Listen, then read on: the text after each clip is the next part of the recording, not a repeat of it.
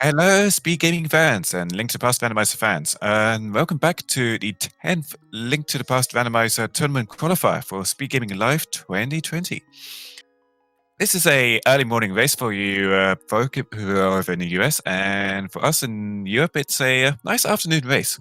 We have got about 48 entrants in the race today, hoping to improve their times, get a new best time, or hopefully just bring up their average and fill out their qualifiers. So today for you on Restream, we have Shady Force, Average Frustrated Gamer, Logic, and McMonkey. I am Performing Ocelot on comms, and I am joined by Spy Reaver. How are you doing, Spy? Hey, I'm doing pretty wonderful, just like the rest of us over here in the United States, just kind of waking up and watching some rando. Yeah, have some breakfast with your rando or some lunch with your rando. Either's fine by me. So our runners are just starting off right now. We've got a few Sanctuary starts. We've got a map in Sanctuary and 3 bombs in Link's house. The whole tournament for SG Live is going to be open boots mode, so all of our runners are starting with boots. And we've got a very quick map check. I saw a regular crystal at Tower of Hera, a pendant at Desert Palace, and I missed what Eastern Palace was.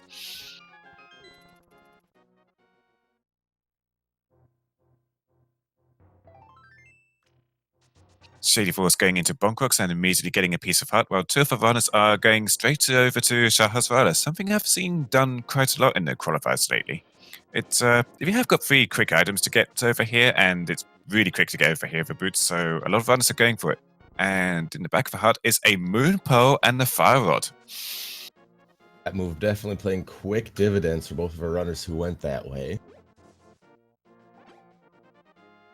Meanwhile, we've got Shady Force doing the other thing that people like to do with early boots, which is check out the Lumberjack item and see if we've got a hard Agar 1 requirement yet or not. And that's just a vanilla piece of heart, so we're not going to be doing Agar 1 for that.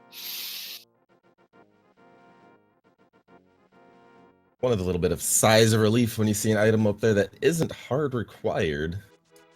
That's scratched off from the top of your head. You're like, okay, well, for now we don't have to do Aga 1.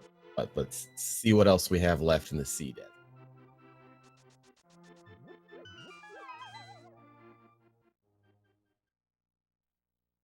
Sitting in the mushroom spot and 5 rupees. Yeah, Shady Force just goes ahead and takes that because that is his first 5 rupees to his name, and all of our runners have got either 1 rupee or just above 20 rupees. It's not particularly looking great for cash here. We do have a lot of starter items in Kagriko though, and hopefully we'll get a cash drop there. Otherwise, you might want to farm some pots in the bottom of Blind's Hut to get money for the bottle fender, maybe. Or we just go elsewhere in the seed and try to get some money elsewhere. I'm not. Oh, right. Shady Force is going into the Fortune Teller's hut there to reset the bonk rocks. Those bonk rocks have a guaranteed bomb drop if you bonk into them. So, not an uncommon piece of knowledge there. So, if you do know about those bonk rocks, by all means, farm some bombs up from there. And you don't have to worry about buying bombs going into Kakriko because you have no cash. Routing a whole lot nicer and makes it so you don't have to rely on finding one of those 3 bomb drops or even the uncle's bomb. Because we always know when you don't blow up that wall, there's always something back there. There always has to be. Yeah, well, bottom of Blind's Hut does have a bunch of cash in those first 4 chests and a hammer in the back chest. So that will cover the bottle fender for Shady Force, and if he grabs enough for 5 rupees, he would be able to buy some more bombs for the rest of the seed.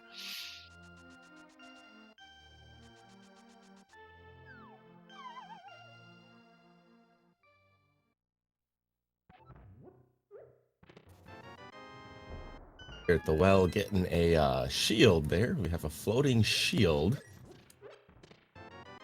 And a glove. As I said, there's always something behind those explodable walls there. Yeah, we have Dark World access less than 4 minutes in.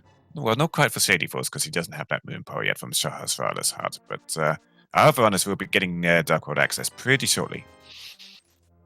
Which I believe was Logic and McMonkey who went into Shahazrala's to begin with. Correct, they have the Fire Rod as well as the Moon Pearl, and there's a bow in the back of the bar as well. Okay, we get another check on the map, and it was actually a red pendant at Tower of Hera, but a regular crystal at Eastern Palace. And Desert Palace was a pendant as well. So yeah, with this, we'll probably be seeing some early Eastern Palace clears. We've got we've got a lot of items to go through Eastern Palace already. Maybe some more life would be nice, but you can get through on 4 hearts, no problem. That's probably what the game was expecting you to do in the original anyway. And the other thing to keep in mind as well is with that fire rod in the back of Sahasrara's closet, Eastern Palace, depending on where that big key could land, as long as it's not in its vanilla location, you do logic Eastern Palace. Oh yes, a change done fairly recently to the logic in the randomizer is that if you can access somewhere which has a torch and you have the fire rod, then that will count as you having darkroom access. So that does block off the big key chest in the that you would normally get the big key from, because there are no torches on the way to that. But to get into the back of Eastern Palace, there are 2 torches there, so you can get through that darkroom with no problems. And yeah, Desert Palace was a blue pendant, I think. And yeah, blue pendant, Tower of Hera, red pendant. So the green pendant is somewhere in the Dark World, to answer the chat. Doing the race game today. Yeah, just 50 rupees there, but Shady Force is going for those anyway. More cash is never a bad thing, especially when you've got stuff like Zora or Powers of Darkness access that could be beckoning to you later. Certainly not imminent right now, but if you don't find any cash anywhere else in the seed, and all of your 300 rupees are sitting in like Ganon's Tower, then yeah, go for the early stuff. S&Q to Thank is going to go right down into the back of Escape. We have a small key, the blue mail, and 100 rupee drop. Not too bad. Probably not what Shady was looking for there. Both Logic and Monkey actually went to check the race game without blind grabbing the item, and they are just leaving those 50 rupees behind, because that's not quite lucrative enough for them to go out of their way to get.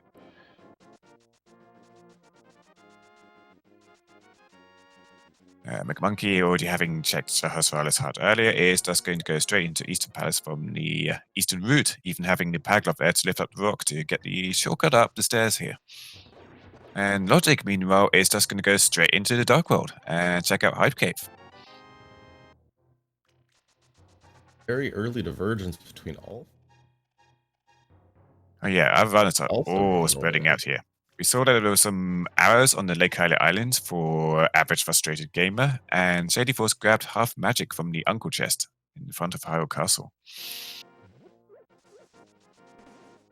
Inside Hype Cave, we have our first sword, as well as a poking stick, 3 bombs, and 20 rupees.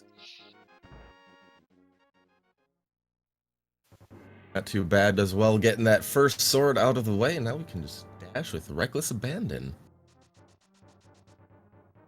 And Average Frustrated Gamer, being one of our runners who did not check out Sahasrara early, gets his Moon Pearl and Fire Rod from the back of Sahasrara's hut, and that may influence his early routing a bit, or he may still choose to go into Eastern Palace, and it looks like he is just going to go into Eastern Palace. So Shady Force, the only one of our runners who's not going into the Palace or the Dark World. He's actually doing the Front of Escape instead. Looks like Logic actually did give us a map check of the Dark World there. I believe I saw Green Pendant Pod, and then Swamp and Skull Woods being our 5-6 for the day. Pendant Pod. You hate to see it. Many items in there. Also, many items you would need in Logic to clear it. Which is quite appropriate considering our top right runner who had a look at the map is called Logic.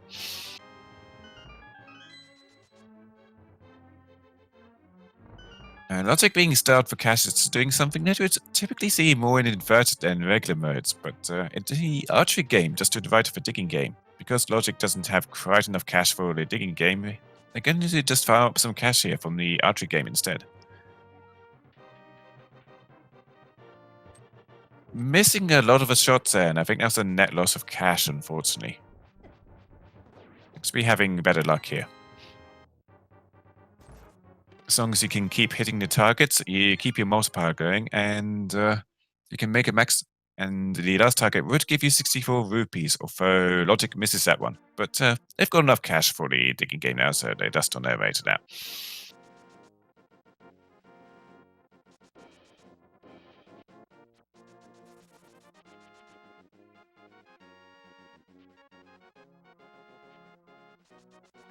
Right, McMonkey approaching the big key chest in Eastern Palace. I didn't see if they grabbed the big key yet. Yeah, there's a big key. So this dungeon was lamp locked.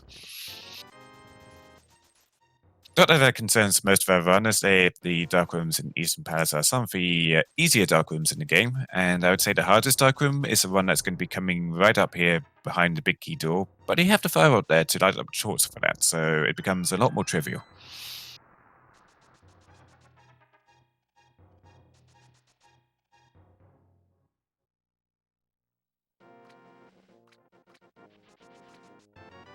You see that McMonkey is just lighting the torch to get easy vision on that Igor there to get the small key and proceed upstairs.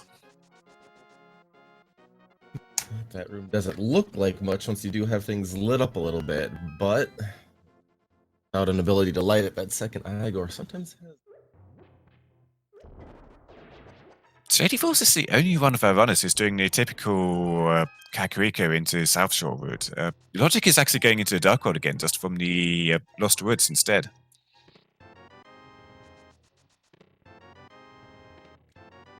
And there's another sword in Mini Moldom Cave for Shady Force. So one sword in Mini Moldom, the other sword in Hype Cave.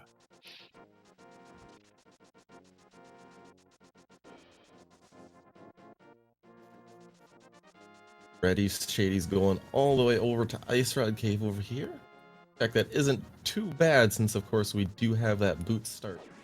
Dash a couple ways up. Grabs here with the sword in hand. Nice and easy to get up there.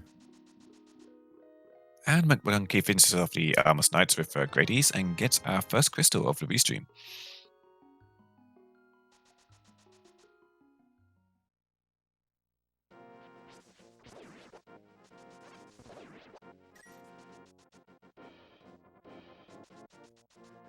That single rupee just to make it an even 500 here.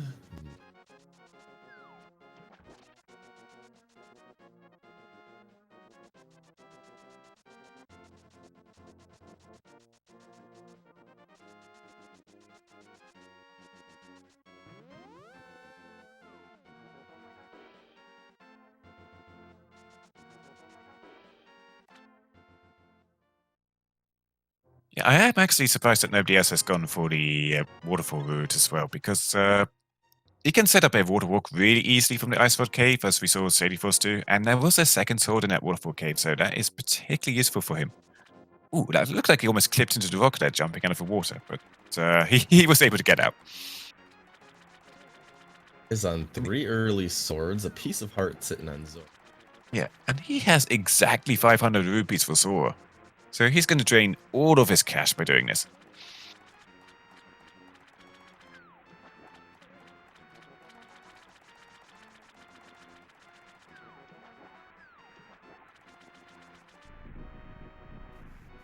All of Shady's hard work today, all the 500 rupees going away for just 20.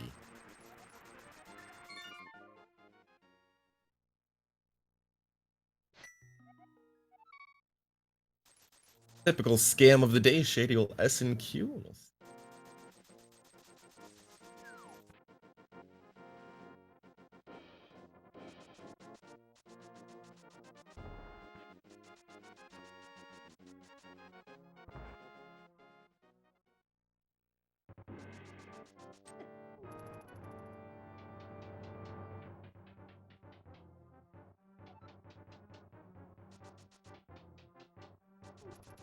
And Shady Force now going for the Dark Cross.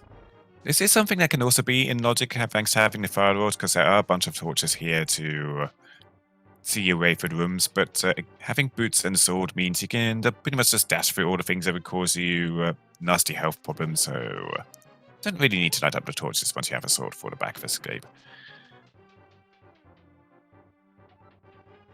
But yeah, I'm surprised he is committing to all these optional checks, considering he has Dark World access, he has that bow. There was a bottle there in Dark Cross. So there could be something on Sick Kid, because we haven't seen any other bottles yet. But that is just a fetch quest, and there's quite a lot more better stuff he could be doing now than a fetch quest that's in an area he's already mostly cleared. Probably see him do that if he decides to go into Dark World from the west portion of Hyrule. So no, he's going to make the Eastern Palace route now, like a monkey and average frustrated gamer. So he's going to get his Fire Rod and the Moon Pearl from the back here.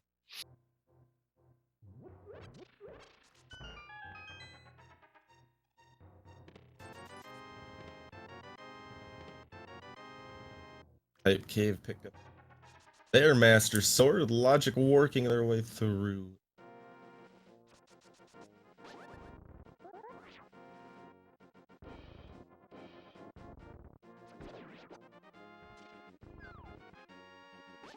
Yeah, that should be all of our runners should have the Moon Pearl and the Fire Rod now, having all checked Sahasrara. And I think Logic is the only one that's going to be skipping out on Eastern Palace here, actually choosing to do that Beast Town first, because doing these extra checks in the Dark World that other people may be putting off because they were doing Eastern Palace first. Oh no! Oh no. Okay, so Logic was trying to get past the floating jellyfish, the berries there, accidentally gets punted by one into the pit, takes a death, and gets sent back to the beginning of the dungeon, losing a maiden in the process, so not even activating blind. So, and they are just going to leave and not try that until later, because they've had enough of that dungeon now.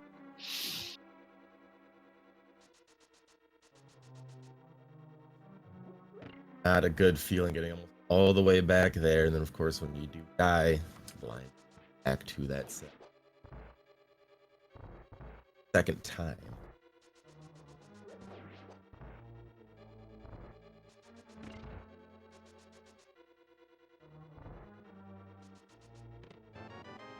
Their way down to their South Shore shack.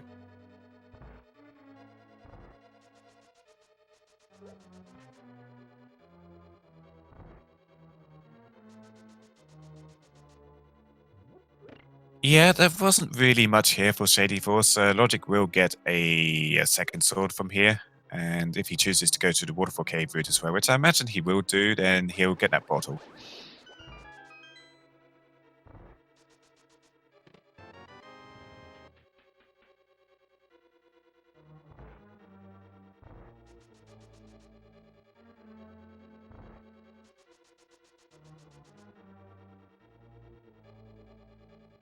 Monkey, also going into the west side of the Dark World, has a little more life than Logic had going into here. The Logic just picked up another heart container, so their health totals are matched now. But he might have a bit more luck in Thieves Town. But actually looking like he's going to go to Skull Woods first. It is another crystal. It is, in fact, a 5/6 crystal. So if you're feeling confident in your ability to clear the dungeon, you can, of course, full clear it thanks to having an early Fire Rod.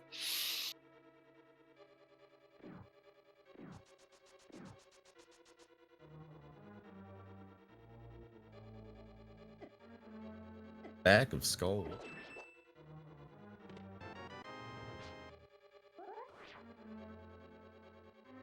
Yeah, he's just heading straight into the back here because if you can finish off the boss and get your 2 dungeon items at the same time, then you don't need to check the rest of the dungeon. It's effectively, if you're confident that you can full clear the dungeon and take out the boss immediately, then you can do it a little more efficiently by doing the boss first and then your checks afterwards.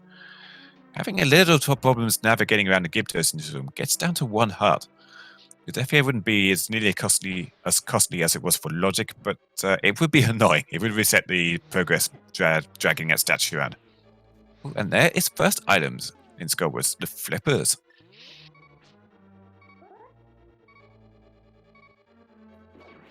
Fine does put that third sword location of Waterfall Ferry with Logic now.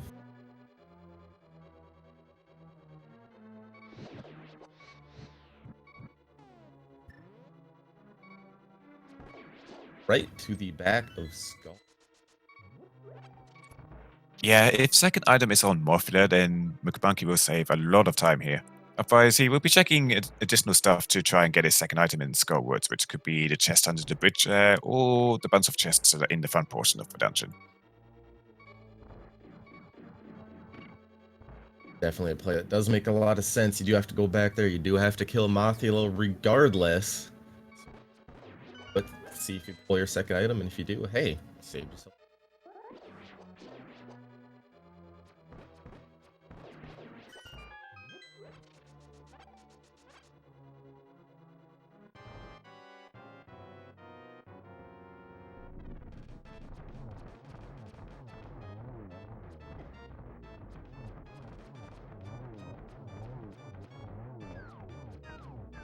He's taking his time in here in the last room to make sure he does it as safely as possible to try and preserve his health and magic.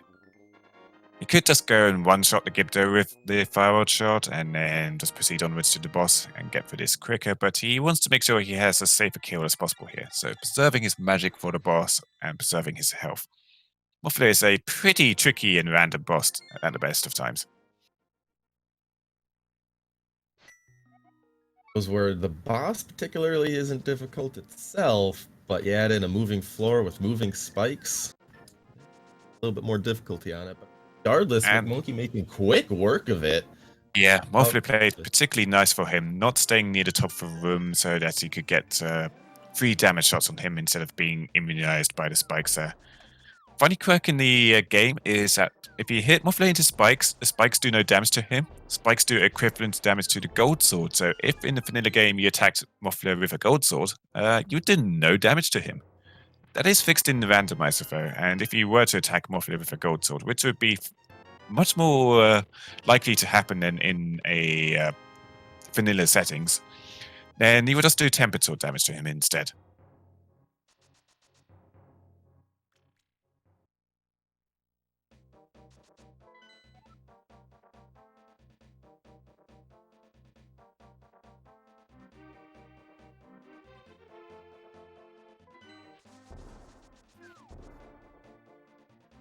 I'll look to be heading right to the back of Skull. Very Yeah, good. it is Tries to use the hammer on the front, but missed. First, you need the fire rod there. Can't hammer your way into this dungeon.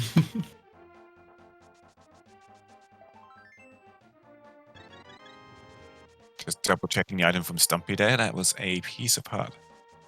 Just give Shady Force another heart container.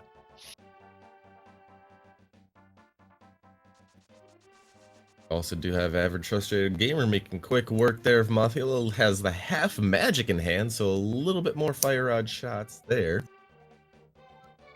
Well, now their second crystal, this seed.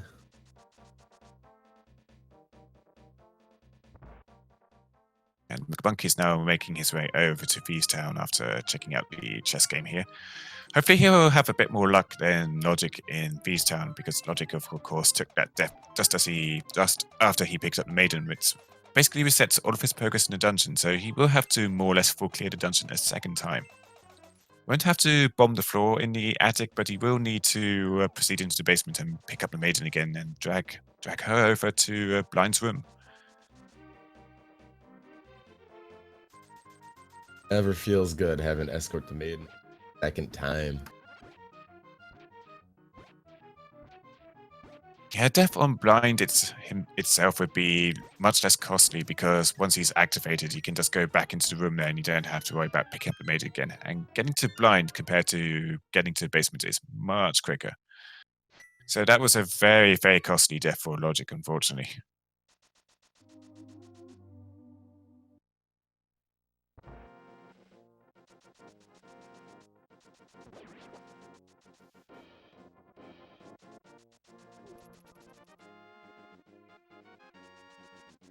The second item did come up.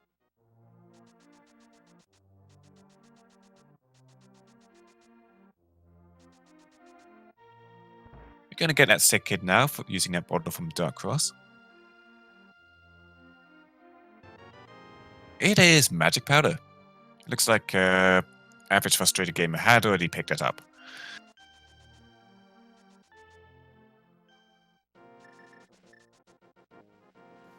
While you're in the neighborhood, let's take this powder right over to the magic bat and see if we can have the fetch quest chain continue.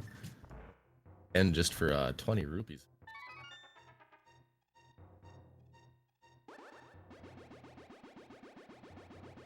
Says red mail. Okay, not bad. You can basically walk into stuff as much as you like, to a certain extent. We're considering you have most of the Dark World still to clear on Shady Force's side. Red Mail will just let him damage boost his way through a lot of stuff without regards to worrying about dying.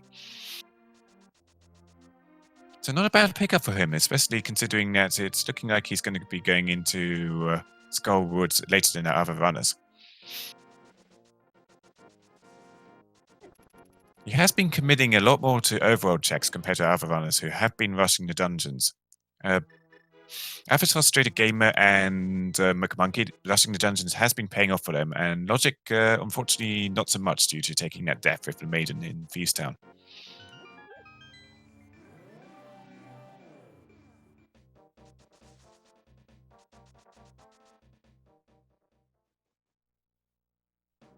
Wallmaster here.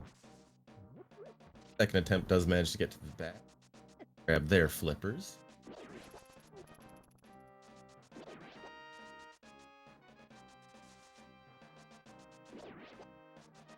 Skullwoods promptly, I would imagine.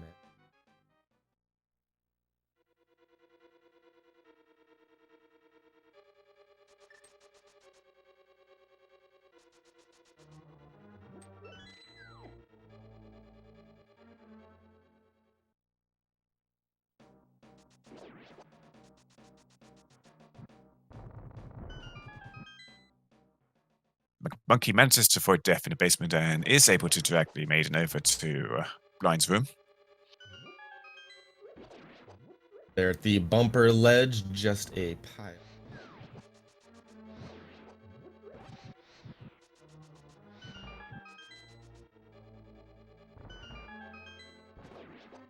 Monkey staying nicely on script here for Blind.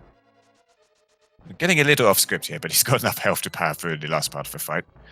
There's a what's called a script for Blind, where the first time you activate the boss, you can do a precise set of movements in exactly the same way, and the boss will always do exactly the same thing, so you can totally avoid damage, and you could kill him with just 3 hearts and a fighter sword, if you happen to be taking on Blind in that state. If you did take a death on Blind and he had to refight the boss, then he would have a completely different set of movements, and there would be no script for that. But Monkey gets the job done, staying on script for the first half of the fight, and does get those Timesmiths from Blind, so still a little away from the vanilla location. A French immediately getting vanilla back over to Hammer Pegs.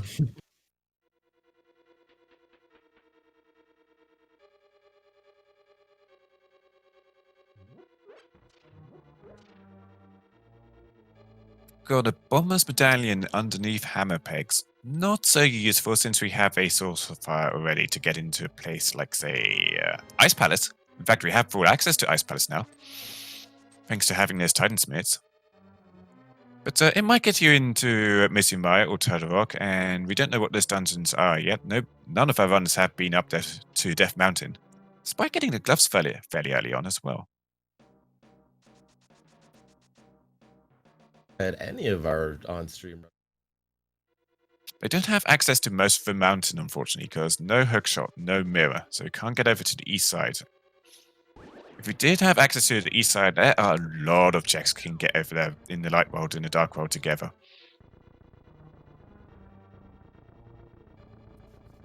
Getting us a full heart container here. Meanwhile, I have a Frustrated Gamer taken down Blind for their Titan's mitts, and look. Third crystal. Logic going in for second try on Blind, has 4 hearts left, but does have that red mail, so with any luck they will be able to stay on script and not have to worry about their health, so let's see how he does. Oh, immediately takes a hug from Blind and loses 2 hearts, but that's enough to keep him alive. Fireball to the face, another heart left. Any more hits and he will take a death, but this will be less costly than his previous death. If he does take one here, because he would just have to run back up to the room and fight the boss again. Oh, laser to the face, and Logic takes a second death here in Thieves Town. This face is not working out well for them so far, and they're just going to give a rush but straight back in and have another go at it. At least this time we don't have to re-escort blind to the back. Dashes over back into the boss fight room.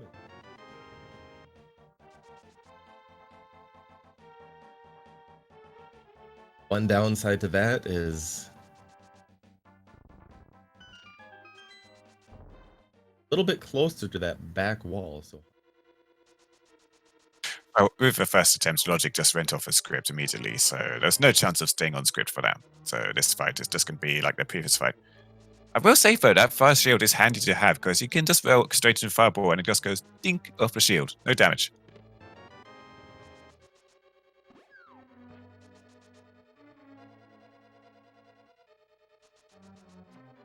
Oh no. Blind gives Logic a big hug and he takes a second death to Blind. Ah, this is not working out well for him. Yeah, he's just giving up on this. He's had enough of this and he's just going to do other stuff. But that means he isn't going to get his Titan Smith. Oh, this is really costly for Logic.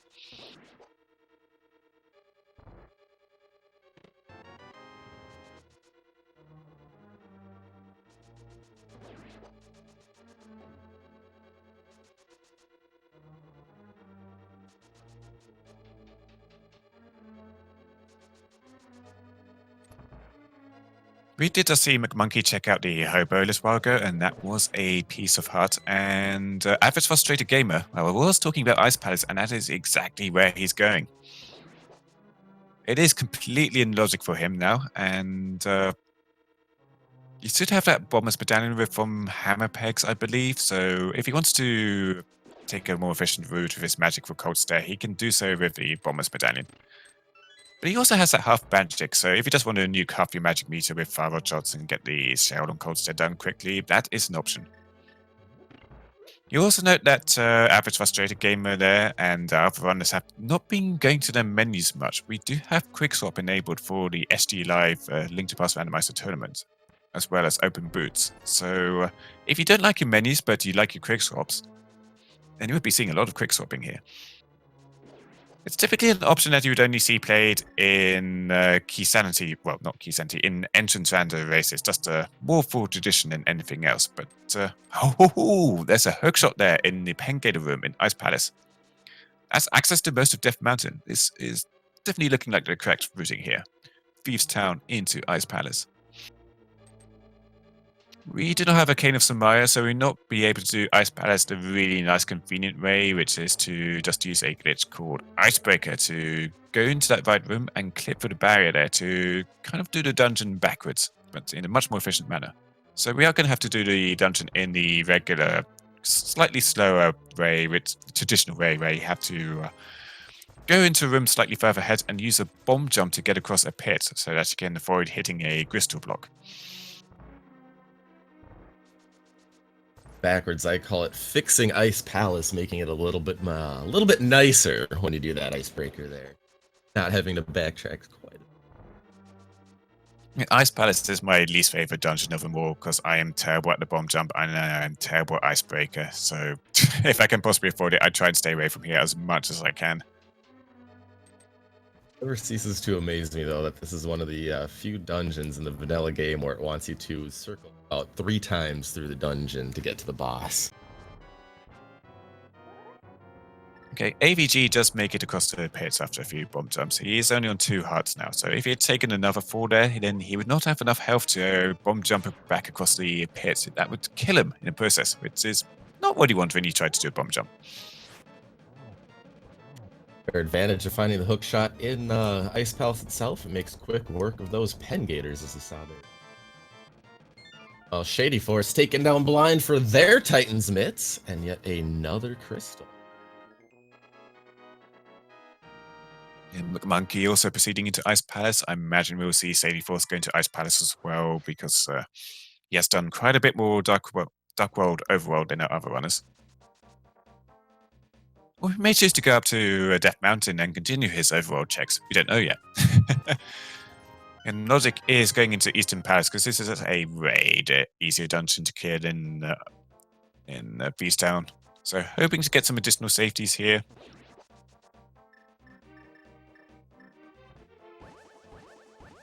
Recollect themselves after a few fortunate, as your dungeon takes something out, get me a crystal while I just kind of regather and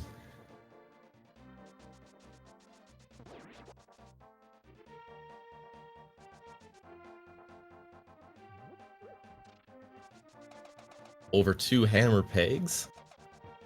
If it wasn't obvious enough giving you the title, also give you Bombos and be like, I wonder where the seed wants you to go now.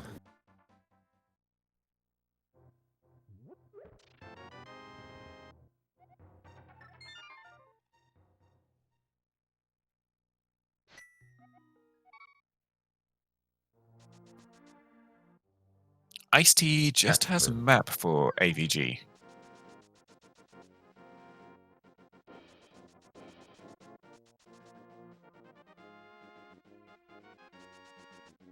And given that AVG has used all their small keys already, they would be locked out of the right portion of the dungeon without the hook shot, at least in logic. You can do a much trickier bomb jump to get across the pit there, if you were so inclined, but it is quite a bit harder than the original bomb jump.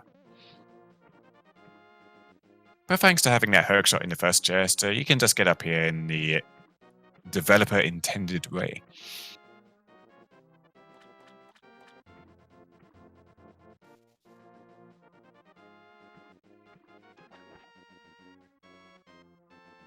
Logic has now finished Eastern Palace and is kind of running out of things to do due to not being able to finish off blind for their Titans So we might be seeing him dip into Palace of Darkness now. Yeah, it looks like he's going to go into Palace of Darkness now. There are a lot of items in Palace of Darkness, but it is just a pendant dungeon. Green pendant at that, so you may still want to take on the boss and get an additional item from Shahasrara. But yeah, this is a play that most of our other runners aren't going to do because they have dungeons they can full clear and other locations they can go to. So if we find something here like an ice rod, this could actually be pretty big for logic, and it would put them back in the race a little bit. But it's not what they need to do right now. They really need to get their Tidesmiths from blind.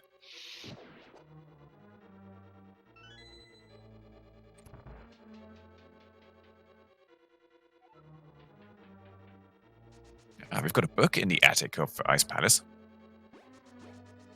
That unlocks the tablets, and it also gives us access to Desert Palace, because we don't have a mirror yet.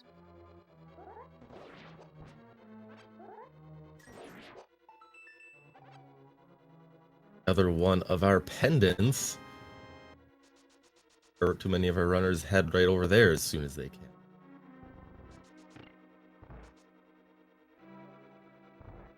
I will be seeing quite. Yeah, I think after this we'll be seeing Shady, AVG, and McMonkey make their way to Death Mountain now, because that book would give them an additional checkup at Death Mountain in the form of the Ether Tablet. We've got AVG taking on Coldster now. He's got plenty of health and magic for it, so he's just going for some range strats to begin with. Still only has that Master Sword, but he has got one of the Coldster puffs down, and that just alleviates your load on the fight much more. Does get hit by a falling cube of ice, but it doesn't penalize him too much. I think he has red mail. It's hard to judge from the Roy sprite that he has.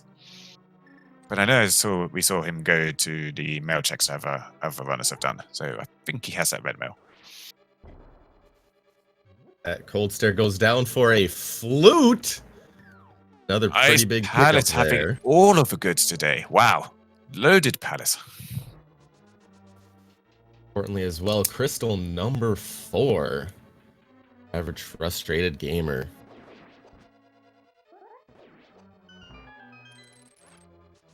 Yeah, so you're definitely going to see some Death Mountain plays with this. Might see a couple of people check out Maya Shed before. I don't think anybody would be really willing to check out Misery Maya before getting the cane. But it's quite possible that cane can pop up in that dungeon. Possibly the worst things that you could ever see in a randomizer is a vanilla location for an item. Like you said, they're the Oh cane yeah, mire.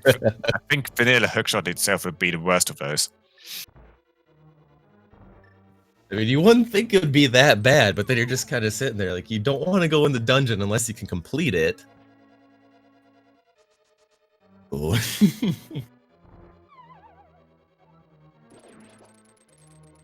Logic trying to set up a bonk there to get back to the front of the Paths of Darkness, but the hard-hat beetles get in his way a little bit. Gets it done the second try.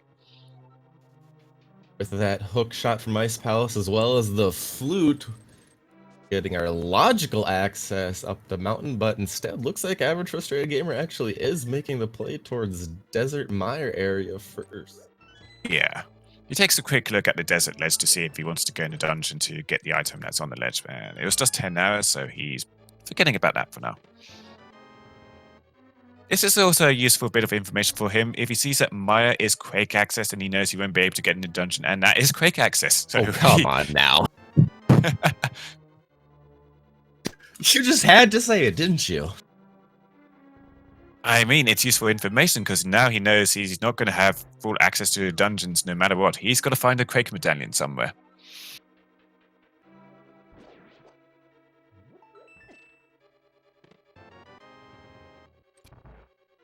While you don't like seeing that it's the one medallion you don't currently have, you also, I guess at the same time, do like seeing it, knowing, well, I guess I do need to look for one more medallion before I can even.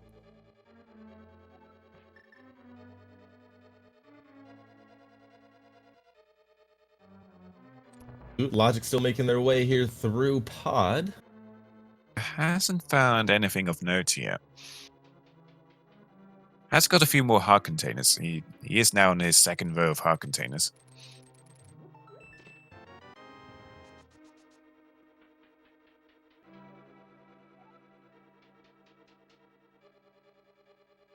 ₹50 in the, I think that's the compass chest. And now we're going to go into the, well, this check is in logic due to having a fire rod, but the dark mace itself would not be. And the small keys here in the rupee basement.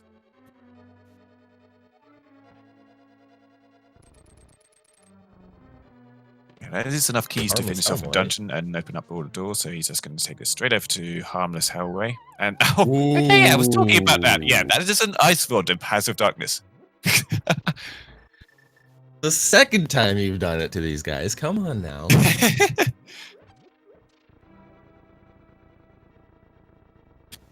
Big find. Ice Rod there and Harmless Hellway for Logic. Had a little bit of life showing now with that one.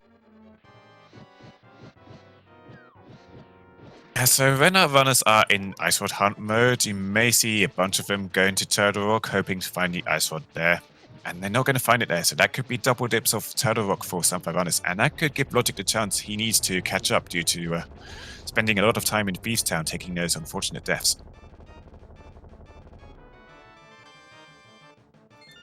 Top left runner Shady Force taking down Coldster Crystal number 3, it looks like, as well as their flute.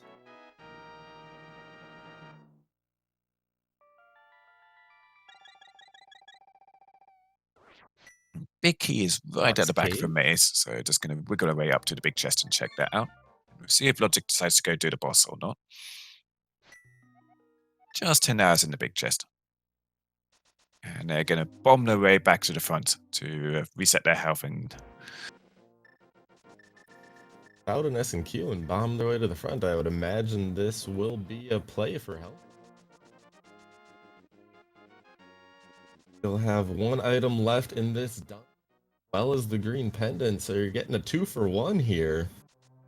Yeah, if we see a mirror or Quake medallion, which are only items we need for no mode now, that could be big for him.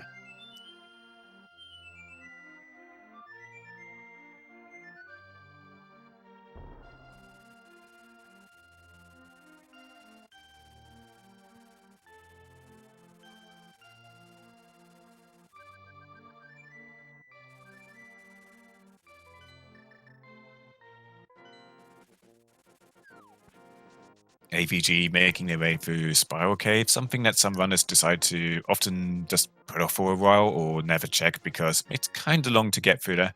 Much quicker due to having the boots, and it was just 10 hours in there. AVG will also be getting a look at Turtle Rock pretty shortly and seeing if he needs a Quake Medallion to get into there. Wait, he's already got a Quake Medallion. Was that in Paradox Cave? Must have been while we were looking away. Okay, so he doesn't need to worry about his dungeons now. Well, he will need to worry about a Cave and Samara to actually make any meaningful progress in Turtle Rock and also complete Misery Maya. So yeah, we just need Kane and Mirror now for go mode. I guess a lamp as well, but optional. Tournament go mode, lamp optional. Yeah, chat just tell us that Quake was in Paradox Cave, so I did miss that. Thank you very much, chat. Oh my. Well, there's that cave. Oh no. Oh no. Yeah, so this could end up with a Turtle Rock dive for AVG. And they won't find an ice rod there, so they will be forced out of the dungeon. But if you find a mirror there, then it might be then you might be able to take that over to Swan Palace or something.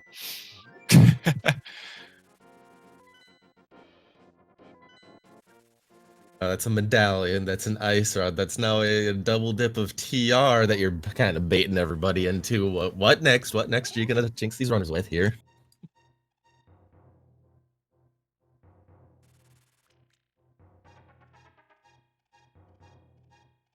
There was a fourth sword also in Paddle's cave, and McMonkey is now swinging around a big slab of butter. Not going to be taking on Helmsaw King here. A little low on health, but Helmsaw King isn't too threatening. Gets the mask off, and with the Tempered Sword, he can get the face down pretty quickly. Helmsaw King, for our troubles today, we do know we're getting a green pendant, but our item is just 20 rupees. So at the very least, we do need that ice rod there out of Harmless Hellway and Pod. We'll have yet to see. And AVG is opening up Turtle Rock because that was also a Quake Medallion. I don't think he'll go into it just yet because he's got Hookshot Cave and Super Bunny Cave to take care of first. And after that, if he chooses to do the correct play, he may well leave the mountain and go do other stuff like, Misery Maya. Can't get into Swamp Palace because no mirror. And unfortunately for Ice Rod, he's going to have to go into Pod, which is the most item lucrative pendant dungeon. He has already dipped Tower of Hera, so he may choose to go to Paths of Darkness instead of Turtle Rock, or he may decide to go blind gamble on Turtle Rock. I have to see.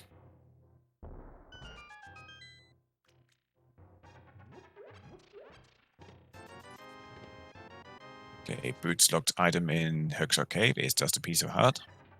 And then for Hookshot items, we have 3 bombs, 10 arrows, 20 rupees.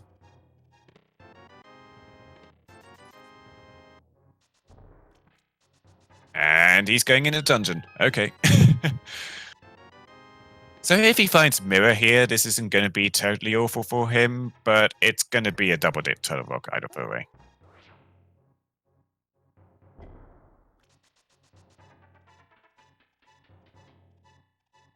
How many times have we seen an ice sword show up in Turtle Rock, especially with how many items it house? Not the friendliest of locations, but also not the worst. Item dense of our pendant.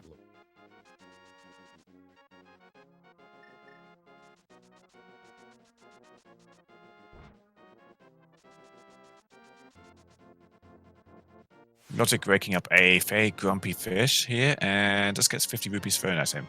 He's definitely going for out of the way check sets instead of going back to Thieves Town because he had a bunch of trouble in there.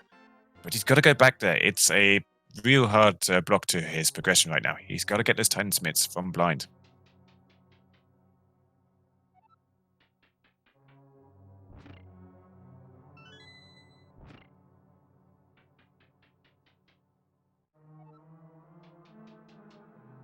It looks like he's going to go Hobo now. Yeah, there's just a piece of heart on Hobo, so he hasn't done this yet, so he's just going to go up here. But he's putting off that blind for as long as possible now, and this is really going to penalize him.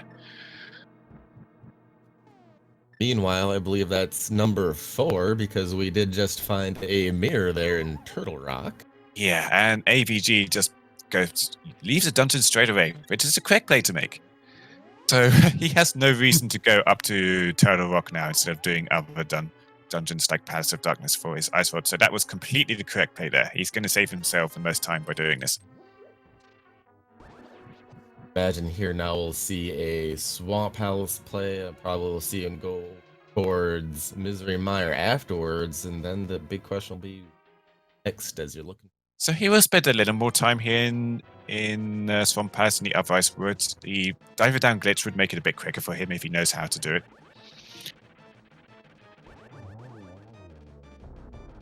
Yeah, in terms of safeties, we've got red mail, we've got a whole bunch of bottles. We've got gold swords on some runners and tempered swords on the others, so pretty much the only thing here that you could find that would speed you up slightly would be the silver arrows. Otherwise, nothing really you can find on the left side that would help you out. But again, if he knows how to do diver down glitch, which is a minor time-saving glitch in Swamp Palace, then he will save himself a little bit of time here if he wants to check out the left side. Some runners also decide to just put off the left side entirely, even if they're still hunting for items, and just go elsewhere and look for items elsewhere, and just accept that if the item I'm missing is in left side and I've lost the race, but I want to save myself time and gamble it's elsewhere. So that is also a possible play. It is way less popular these days, just from what I've seen of runners, especially with diver down glitch enabling you to check out the left side a fair bit quicker than you normally would. That diver down does make it quite slick. Play between the bomb. Have the switch change after you're out of the room?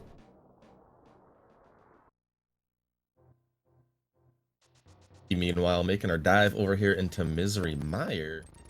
They're still looking for that ice rod as well, so they'll more.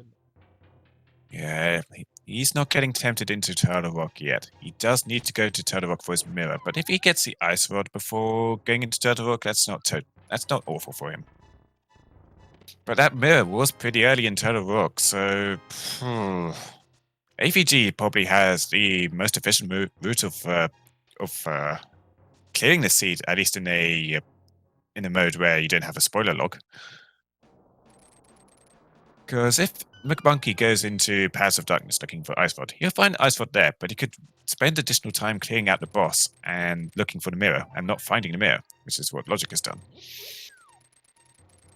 Of course, the big key there in Misery Mire right away.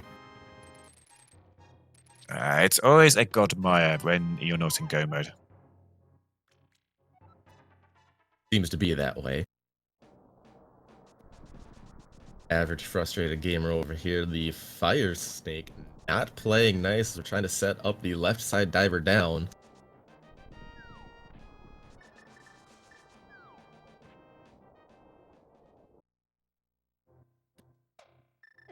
He's choosing to set this up with a bomb jump rather than a Cane of Smire. Gets it done. That bomb explosion that he dropped a little bit earlier does change when you do re-enter that room. I have to go back up and come back down into the water in the swim state as well, so you can make it over those blocks. The game thinks you're still on the ground, and you. Shady Force committing to his overall checks gets a mirror shield from Spike Cave. So he gets a few additional lag frames, but you can check out the laser bridge in Turtle Rock completely in Logic now. Because we haven't actually found any invincibility items like the Cane of Burner or Cape yet.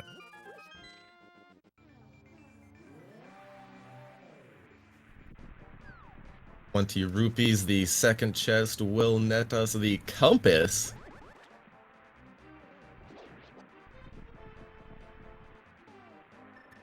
Kenneth Burner was on Pyramid Ledge according to our tracker. Thank you, tracker.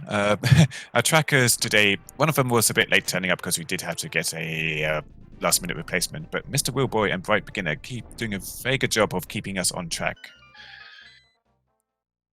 And yeah, I did not see the pyramid check, unfortunately, because that was just on Logic side. Nobody else has been up to that. It looks like Logic is out of options now, so they are going to go back into Feastown and get their timesmiths from Blind with any luck. And hey, that Cane of Burner on the Pyramid Ledge is a very, very good item for taking on Blind. Because he can just kind of walk into him, and your Cane of Burner does the same damage as a Fighter Sword or a Gold Sword. Blind takes the same amount of damage from whatever weapon you attack him with, but Cane of Burner makes you invincible, so you just kind of run into Blind and he kills himself. Oh. You can't throw bombs at the sick kid in a qualifier. That's a bit of a time loss. You're trying to go fast here. Yeah, Logic is not having a happy time here. At the very least here, this will get him what I'm assuming is going to be the red mail. It looks like it. Have that Burna. Should have an easier, much easier time with Blind this time around. Yeah, he did pick up his blue mail a little while ago, and now he's going to upgrade to red mail.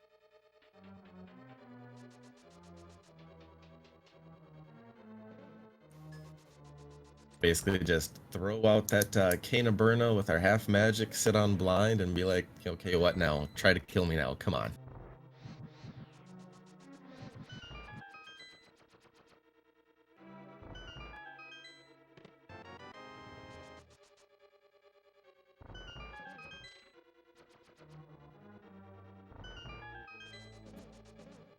With that Logic heading back towards the Dark World, I'd imagine this will be 300 rupees from Argus. And a crystal for AVG. So given that they've already dipped Turtle Rock, gotten a mirror, and then noped immediately out of a dungeon, they are in the best possible place they can be in right now, as long as they go to another dungeon that's not Turtle Rock. Hopefully Paths of Darkness, because that is the most lucrative dungeon for item checks compared to Desert Palace and... But he is going to go to Mizumaya first, checking out the Bomber's Tablet on his way. Nothing really in Mizumaya for him, but it is another crystal. Did he pull the mushroom out of Mizumaya? A little bit of a red herring for some of our other runners here at this point. Yeah, if runners decide to go get some potions, then you can just do a mushroom hand in at the same time, so... runners do have tons of... well... So 84 says one bottle, judging from our tracker, and AVG has 4 bottles, which is a pretty insane amount. Very least with that flute, the ocean pickup, that's a pretty quick check.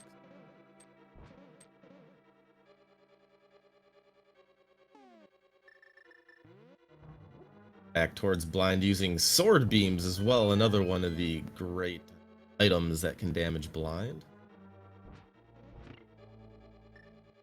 Phases doesn't really matter. No, I think the one item we haven't seen that would put a bunch of stuff in Logic that we have done out of Logic is the lamp. I think the lamp's got to be lurking in Turtle Rock at this point. Probably a little ways after the obviously before the fire bar room where you go through on the Samaya platform, but some ways after the mirror, though. I've seen lamp pop up more times in Turtle Rock than I care to admit, and so to get the Ice Rod from Harmless Hellway in Paths of Darkness, there were enough keys available to you with the Fire Rod to go into the Rupee basement to... I think that would actually put that Ice Rod in Logic in Paths of Darkness just from having a Fire Rod. So you did not need the lamp to go get that Ice Rod in... Well, you don't need the lamp anyway. You just need a lamp for logical checks to get the keys. But yeah, it looks like the lamp was optional to get that Ice Rod. So yeah, I've got to think it's sitting inside of Rock now. Cool when you pick it up there, just like...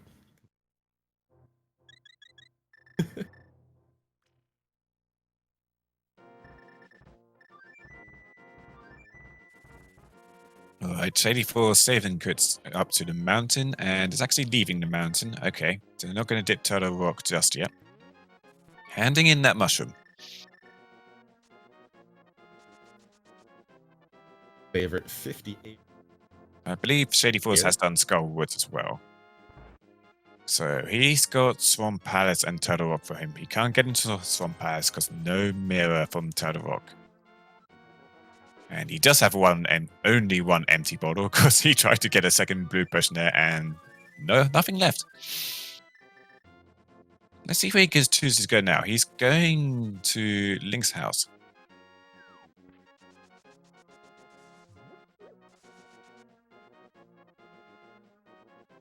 Where's he going? Did he pick up? Yeah, he's picked up a shovel. Okay. Shovel. Ourselves a dig game. Not dig game, a dig spot. I should correct. Another piece of heart. Okay, fluting away. He's going to go Paths of Darkness. So this is pretty great for Shady Force because he will get his Ice Rod there. And that Ice Rod was pretty far in the dungeon, so if he chooses to go the whole hog and kill the boss as well, it's not going to cost him too much time. And that will mean he will be able to clear Turtle Rock in one go. Unfortunately for him, that mirror was pretty early on, so AVG doesn't lose much time there from having to double dip Turtle Rock.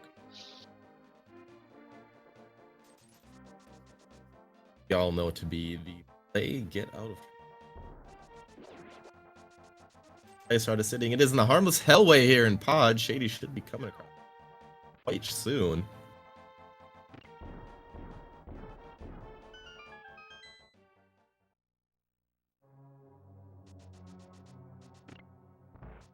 Half of a heart here and probably takes a death, and with a dark room is harder dark rooms you'll find in the game. Okay, that's a bit rough for AVG, and that gives our other runners a chance to catch up to him here. Because that's basically at the end of the dungeon, and now he's got to get back to the end of the dungeon again. Never feels good taking a death that late down in that dungeon.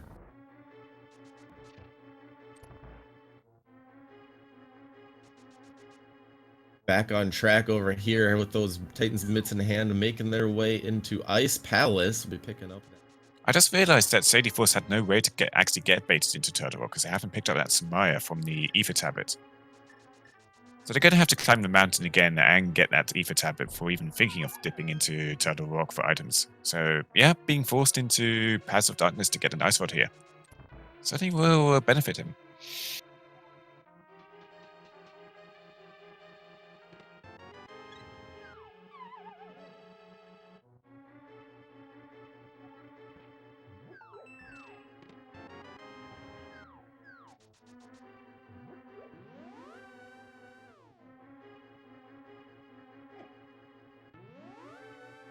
McMonkey accepting the 50 rupees from a grumpy fish. It looked like a McMonkey was trying to bonk off the wall there. Typically, people will bonk off the wall when the catfish is throwing an item at them just to pick it up a little bit quicker, but he actually missed the wall and started dashing into the water, so he had to backtrace himself a bit. And yeah, this should send McMonkey into Paths of Darkness fairly shortly, considering he's in the area and checking out that catfish. He does have that Cane of Samaya from the Ether Tablet.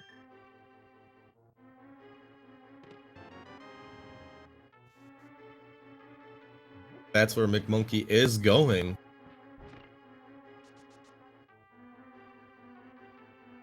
Nozick is now making their way through Ice Palace. They've picked up their Herkshot. They're going to get their book down here, which was actually a necessary book to get that Cane of Samaya from Ether Tablet.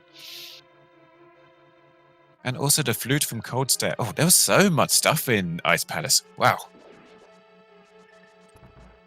I haven't seen an Ice Palace this loaded with 100% necessary items in a very long time.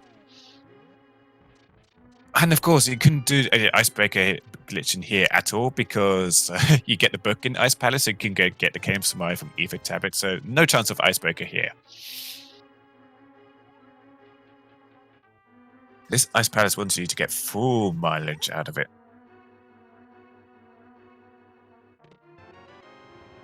Logic is diving into the basement. Okay, yeah, they're just going to go back upstairs now.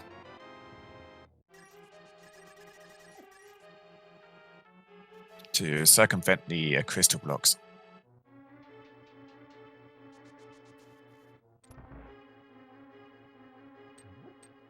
some jump to get across to the other ish way. Shady Force gets that ice rod and is going to continue on in the dungeon looking for a mirror.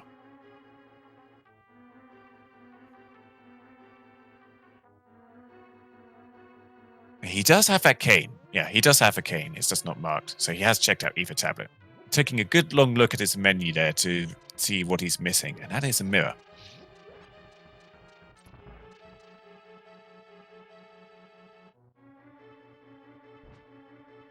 A little pondering quick there, decide if we want to continue on or do we want to call that.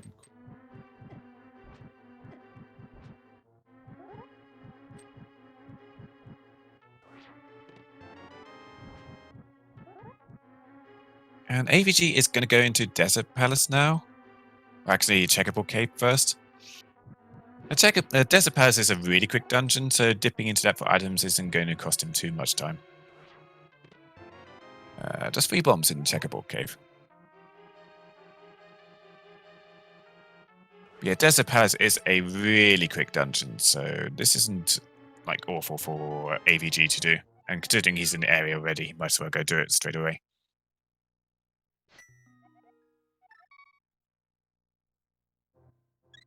Have that mirror in hand. You may as well. Boots Desert is one of those quick ones where there's nice long hallways that you can just dash through and make quick work of. Meanwhile, back up the mountain. Looks like it's lock play.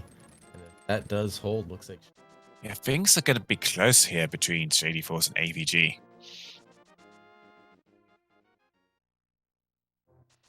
It's really difficult to say which of them is ahead right now. AVG is losing a little bit of time by clearing this Desert Palace, but at the same time, this Desert Palace is like the quickest of the checks he could do. And once he gets that Ice Rod in Palace of Darkness, he can just leave the dungeon straight away. So the ways AVG could be losing time here would be to do other checks before Palace of Darkness that are in the area, like the Pyramid Ledge and Catfish. That's where he could lose time. But Shady Force is going to be in go mode pretty shortly here.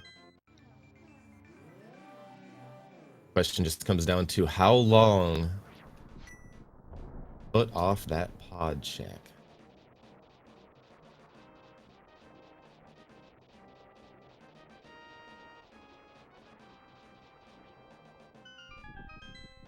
Powdering that anti-fairy to get a quick heart refill and be dropping into Coldster very shortly to pick up there.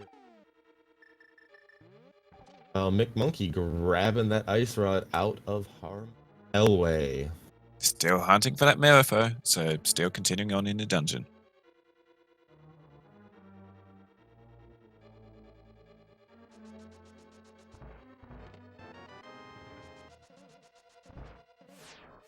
Logic taking on Coldster now, gonna get their flute here. Has picked up the book from early in the dungeon, so they've got all of their Ice Palace goodies.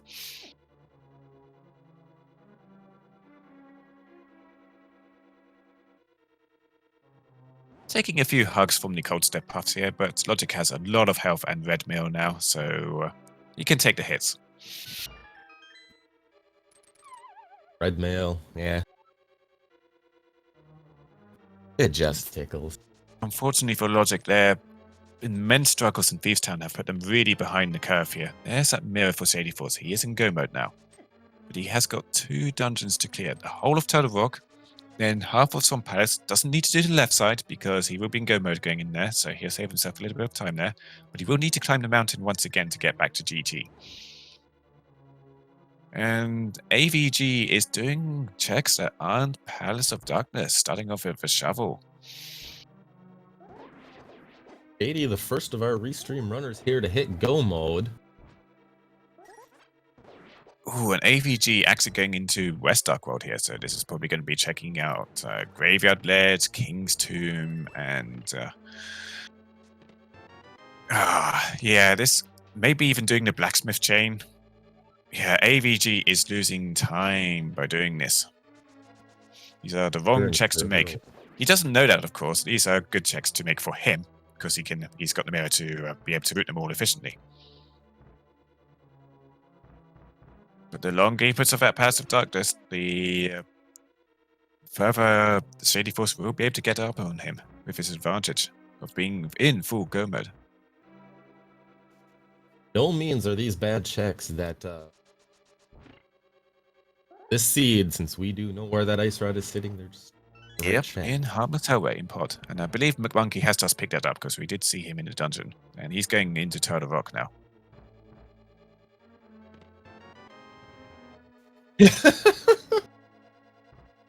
That's just rude. Shady picking up that lamp there in Lava Chest and I mean, I told you, Lamp pops up in Turtle Rock more often than it should, really. So yeah, now you can clear Turtle Rock in Logic. You can also go to Eastern Palace and clear that in Logic now, too. Also, Misery Maya. Very so true yeah, statement, totally but it go doesn't make it dipping any Turtle less Rock for rude. your lamp and then go do all these other crystal dungeons that you should have done earlier. Why not? You're looking like a pretty full inventory for him now. He doesn't have that Cane of Burner because that was on Pyramid Ledge. I don't think he's been up to Pyramid Ledge or Catfish at all. So he's definitely skipping out on the lamp clear checks here. This is helping him a lot. Nope, no big key.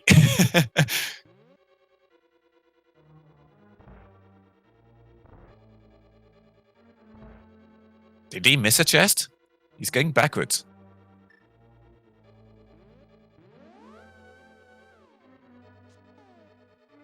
He tries to mirror back to... what is he doing? Did he miss a chest? Yeah, he can't get through that door because no big key. So he's missed a chest somewhere.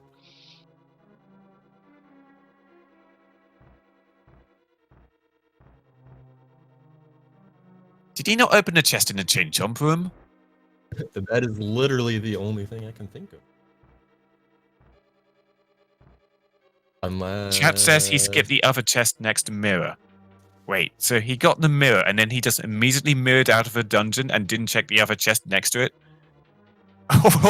Okay, well, this is a big time loss for him. Yeah, he's checked chain jump chest. Wow, he was gambling on that other chest next to the mirror not being the big key, and it's the big key. And he has to backtrack through the whole dungeon because, of course, he went out of the other exit, so mirroring there takes him to the other exit.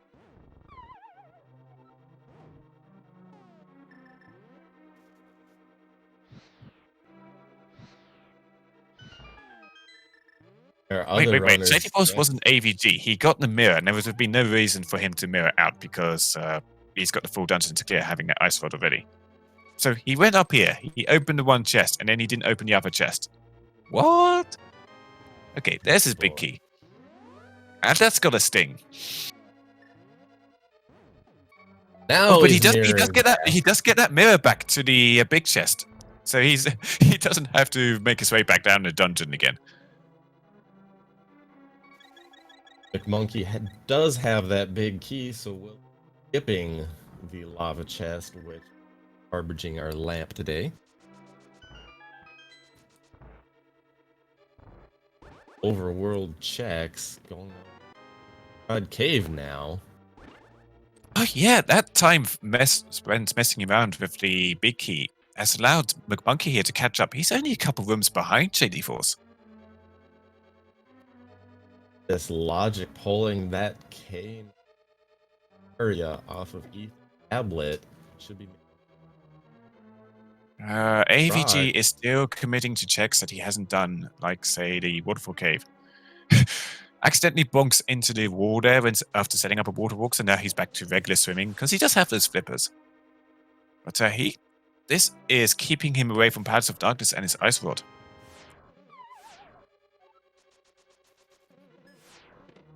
Guess number one was our cape. The second one, 20 rupees. Still looking for a small key, and there it is. Small key. Go. And that small key was in logic for him. He has that mirror shield.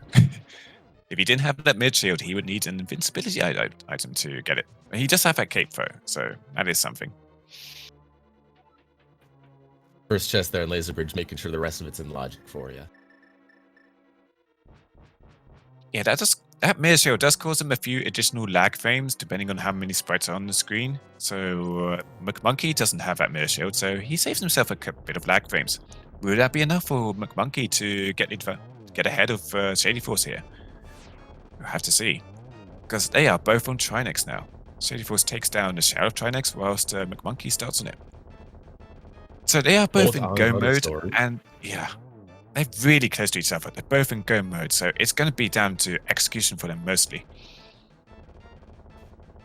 That looks like 1 hour, 14 minutes, 13 seconds. That will be yet another crystal there for Shady number 6. They need to get out and go right into Swamp Palace shortly thereafter. It's about 10 seconds later. Maybe pulling crystal number 6 off of Trent. Both still do have a go mode swamp ahead of them. AVG heading to Gingzor. Has he done Catfish yet? Because he could root this in a lot quicker if he did Catfish and Zora at the same time. But he is staying very well away from Pod.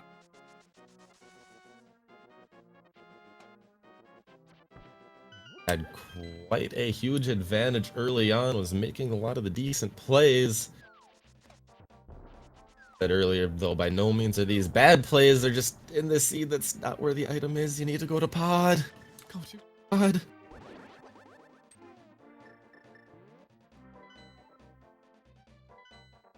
What were our 5 and 6 crystals against? Goldwood and Swamp has. He's going to do the big bomb now. So if nothing else, this should push AFG towards Pod. Take the big bomb over there towards the pyramid, check the ledge, and then hopefully go. Yeah, but he could still lose some time by going to Catfish after the pyramid. He is absolutely doing his best to avoid his go mode here by not going into Paths of Darkness. This is going to give Shady Force and McMonkey the edge to get ahead of him here.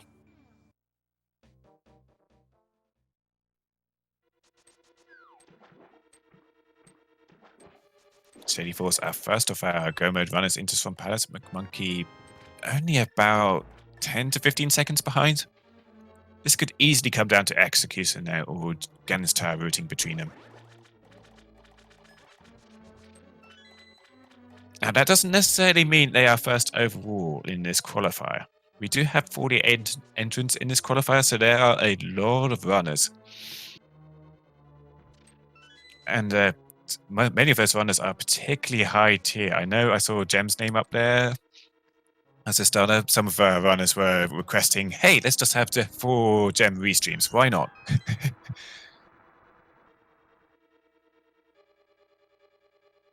But we can't do 4 restreams of the same runner. We can do 4 restreams of individual runners instead. Ooh, Logic runs straight into a chain chomp and gets chomped. This has been a pretty deadly race for Logic so far, so it's not been treating them very nicely. Boy. Average frustrated gamer doing the good old classic hour and 17 minutes. Yeah, he's just doing the hard gamble. It's not in Paths of Darkness, it's anywhere but Paths of Darkness. So yeah, it's pretty safe to say that McMonkey and Shady Force are well ahead of him now. Fair, it is a pendant dungeon, and you like to try to stay away from those if you can, but that was weird. Odd. Just a few seconds ago, Logic threw a crystal block at threw a Cane of Samai block at the crystal switch, and it just kind of despawned with a disappearing sprite. I think he tried to fire it, but the projectiles didn't appear, so nothing happened. That was weird.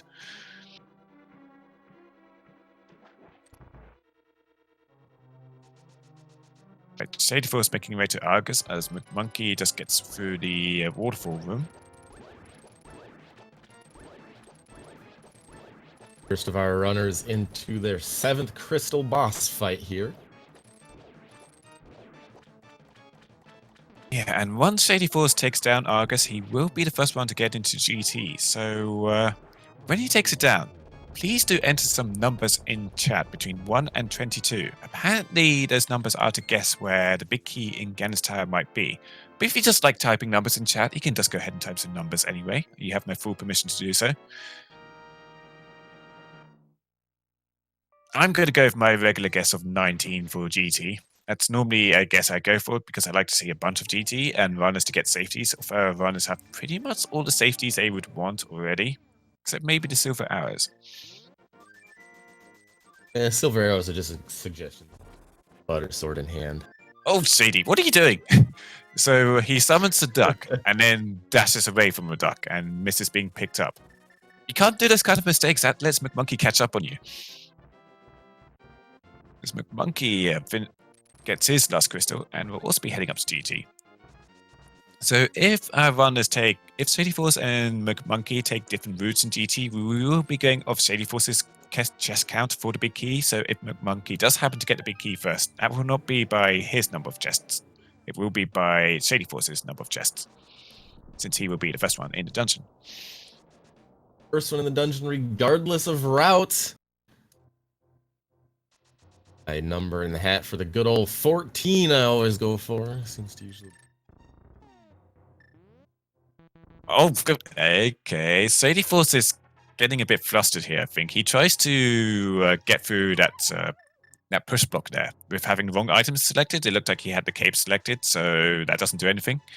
A glitch in the vanilla 1.0 version of Link to the Past, which is what Randomizer runs on, is that if you are in a location like here in Super Bunny Cave and you use your mirror at the same time as you press the push block just disappears. It is exclusive to the very first version of the game.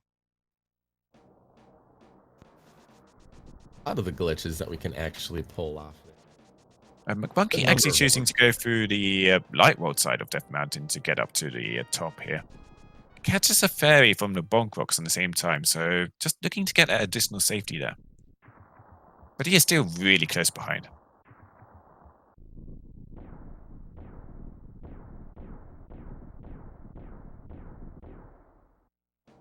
Monkey gets on to Ganon's Tower at the same time as Shady Force enters. Alright, Shady Force going right first. Going to go into Hopeum here for 2 chests. First is a small key, so he can continue right if he wants to. Second is a small key, but he's mirroring instead, and he's going to go over to the left side.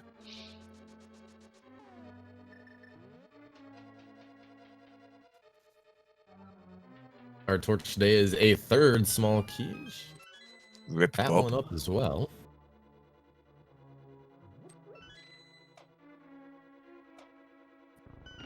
Getting some divergence over here. McMonkey actually all right here. Yeah. So if McMonkey grabs the big key over here, then he's going to get ahead of Shady Force. Right, first chest in Stealth's room is a compass. Number 4, number 5, small key. Number 6, bombs. Number 7, 20 rupees.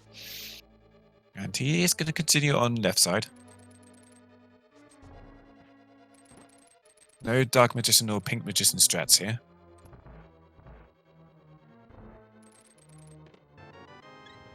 Heart container in the firebar room.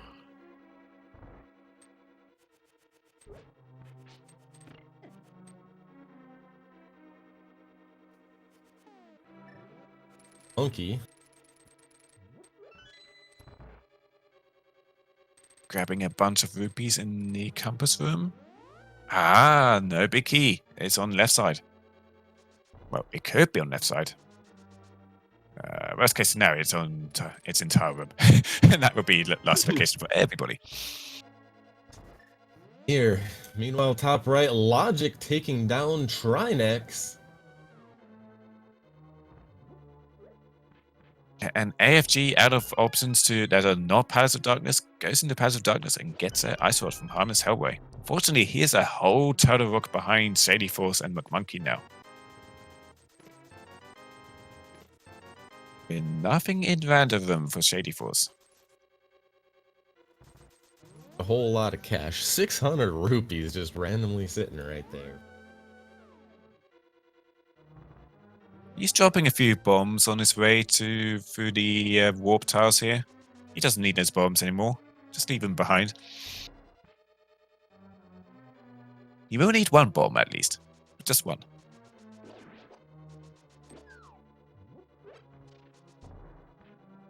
Make sure you got 2. You're still pretty.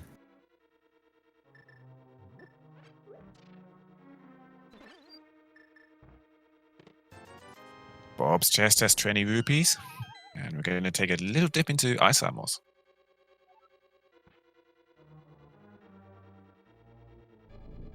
So I think 14 Bob's chest now. was number 14. So we're going to get 15, 16, 17 coming up here behind ice armors.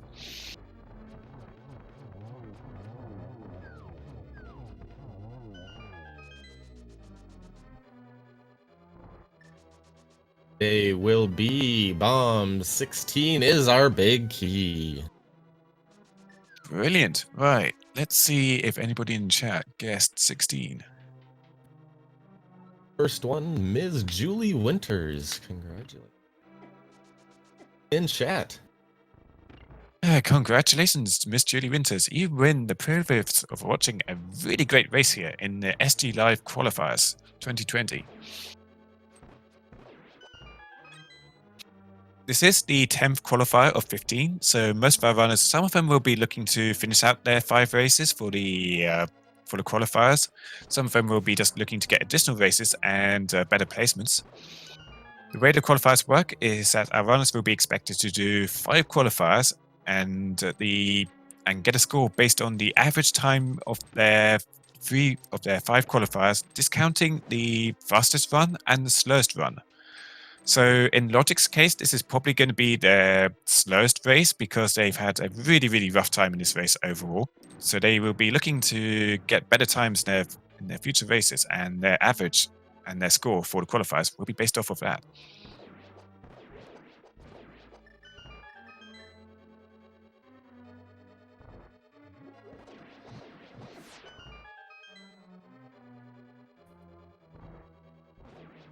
Our Gauntlet McMonkey making their way down into Ice Armor should be picking up their big key very shortly.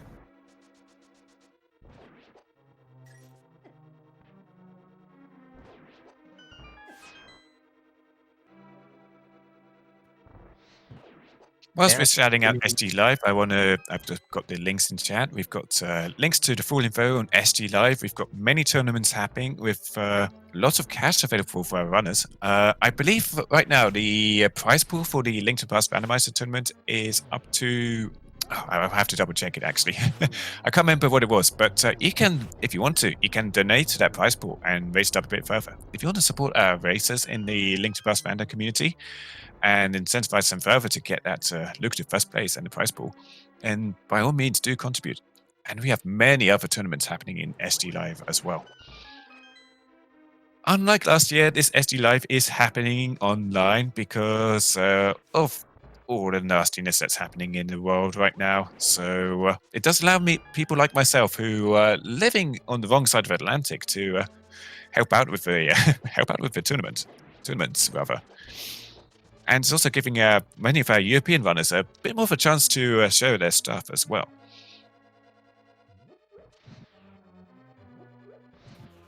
In some ways it's unfortunate, in other ways it actually expands. As well as potential runners.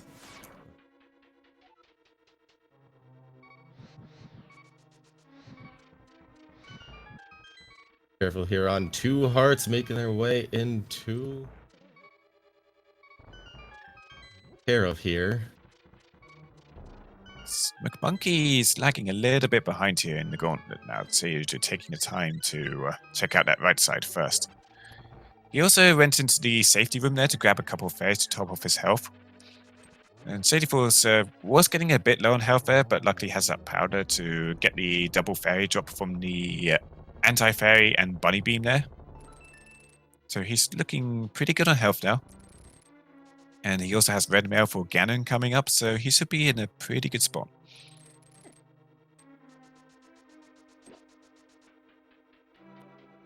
That quick dash, all that is separating Shady Force from a little bit of egonometry here. Fight splitting into 3. Got today. With a very nice triple there, it looks like, as long as one of the imp hits didn't get eaten. On Landmo 2. Those look like one of those first hits must have gotten eaten. Double, single, double, and there's hit number 6. Dropping into Ganon here very shortly, the first of our restream runners to do so.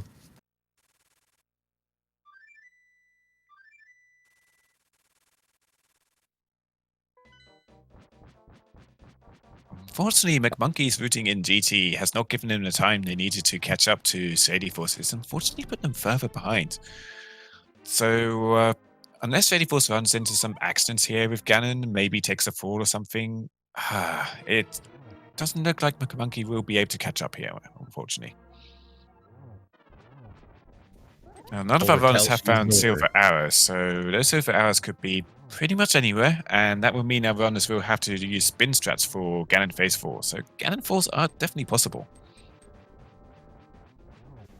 Fat Butter Sword, the first phase 6 hits, second phase 6 hits, third phase always 4 hits if Ganon stops teleporting. Yeah, the Butter Sword does make the first few phases really trivial. It can one-cycle the Fire Bat's phase with just a Tempered Sword, but it's a fair bit more difficult, and typically you will see runners slap on an invincibility item like the Cape or the Cane of Burner to go do that. But with Gold Sword, it's fairly easy. Apparently, silver arrows were in the mini Helmensol room. Monkey just grabbed those. That's not going to give him the time that he needs to catch up, but it is useful.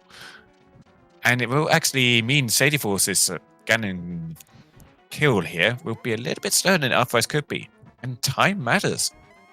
This could be the difference between him falling behind another one of our non-restreamed runners. We do have 48 entrants in this qualifier. Speaking of time matters, Shady Force missing that torch glitch on a silverless Ganon fight. This could possibly throw Monkey Yeah, into He tries to go for a spin there, but he only lit up with one torch, so Ganon still wasn't vulnerable. For 2, Shady. He has the one bottle, I believe, already used. Misses a spin there. Again, this isn't going to be enough for McMonkey to catch up unless Shady Force runs into disaster here. He has got half magic, so he's not likely to run out of magic, even lighting both torches. Oh! Ganon fall! We have Ganon Surprise! Ganon appearing right on top of Shady when we light those torches.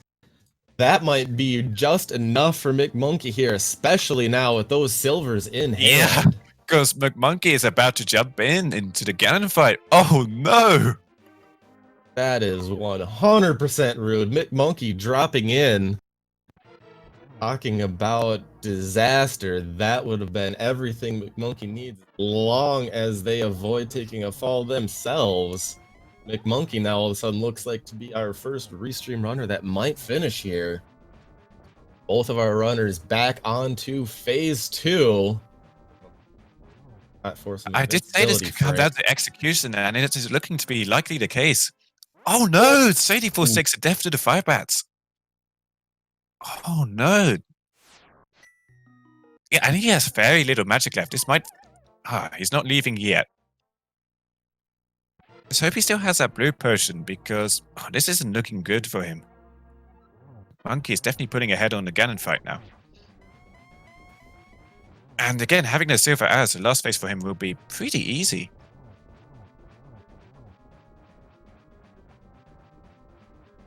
Not opting for the first quick hit there, just going to make sure that they do get the torch glitch instead. Takes a hit to the Fire Bat. He's still got plenty of health left, and I know that McMonkey at least caught a fairy in a bottle, and I think also has a blue person. Yeah, they've got a blue person spare. They've got tons of safety, so the only risk to them would be a Ganon fall like Shady Force. But he's on the last phase now, and he's just peppering that big pig with arrows. One more to take him out. 1 arrow per phase, and oh, look at that. Down goes Ganon. All that is separating McMonkey from taking first here on our restream. Let's get a 1x3 bridge and a fanfare. GG to McMonkey. He crosses the bridge and he finishes with a official racetime.gg time of, I will get that in a second because there are a lot of finishes here. To be 1 hour, 33 minutes, 42 seconds. Good for 17 overall. Yeah, 17th overall. Our first place winner was the Aussie 101 with an amazing time of 1 hour, 11 minutes and 13 seconds. Aussie is a really, really good ZMZ3 runner. Probably one of the best runners of a ZMZ3. And as you can see, he's making big work on Link to the Past by itself too. We also had Big Dunker in second, Brain in third place. McMonkey here, first 5 runners, and finishing in 17th place overall. Still a really good finish time, since there are still 47 entrants in this race. We have had a couple of forfeits, and the race is on a 20-minute delay, and some 5 runners are still yet to finish. So 17th place in this qualifier is still a really good standing for him. And Shady Force takes down Ganon. Third time lucky. But unfortunately missing out on that first place on the restream. And losing a few rankings there too. Shady Force finishes in 20th place with a time of 1 hour, 34 minutes and 48 seconds. Good for 20th. Oh. It's worth pointing out that Zelgadison finished in 16th place, 1 second ahead of McMonkey. So, poor Shady Force. If they had been able to get that first Ganon kill, they would have come ahead of Zelgadison and been in 16th place, most likely. We'll see if either of our runners want to join us for an interview. I imagine McMonkey will probably want to talk about this. Shady Force will probably want to talk about this as well, although if he doesn't, because he's feeling a bit sore about that Ganon, I certainly would not fault him. But whilst we wait for our runners to join us, we're going to watch AVG get through the gauntlet and Logic making their way to Ganon's Tower.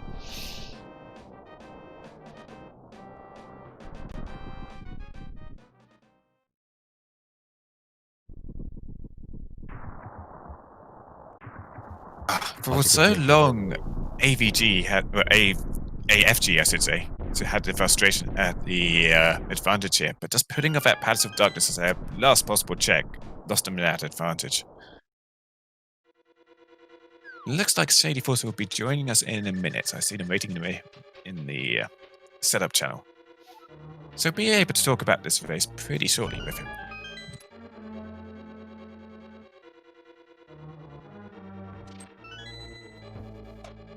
Bear GT Big Key Hunt. Gauntlet here.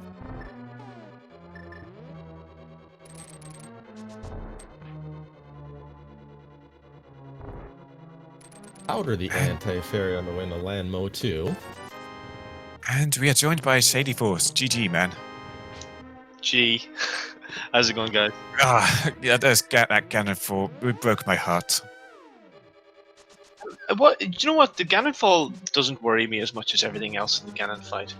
Because I didn't get the 1-in-1 any time. I kept missing my spins, and my timing was off, and I missed the torch glitch. All the other things that I normally get all the time, I've missed. And they annoy me way more than just falling to Ganon. That happens because I hit the torch and he spawned on me and I was careless. I said everything else in the 3 Ganon fights were really annoying. Yeah, your routing in the seed was really, really decent. You were pretty much on par with Average Frustrated Gamer for most of it. Average Frustrated Gamer came behind you in the end because he decided to put off Palace of Darkness until his last possible check, so he was missing out on Ice Rod.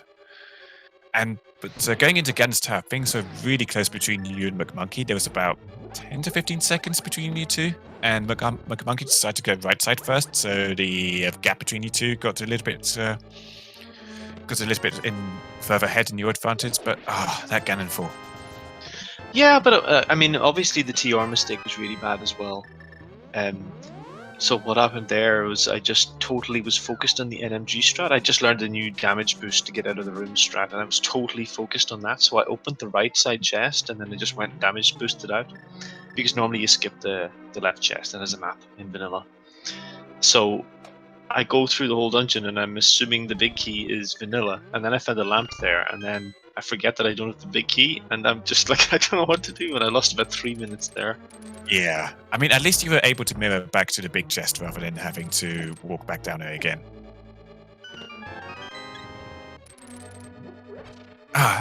Also, one thing that he did also miss out on, the silver arrows were in the mini Helmasaur room at the top of GT, so McMonkey was able to grab those.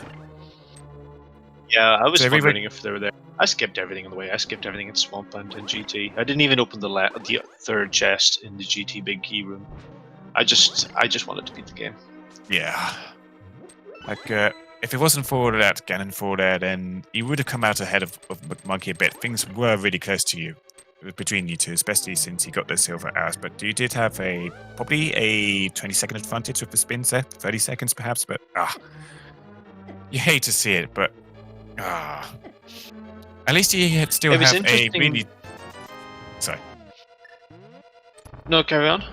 I was just going to say, at least you still have a decent finish overall. 20th out of 48 entrants in our qualifier today.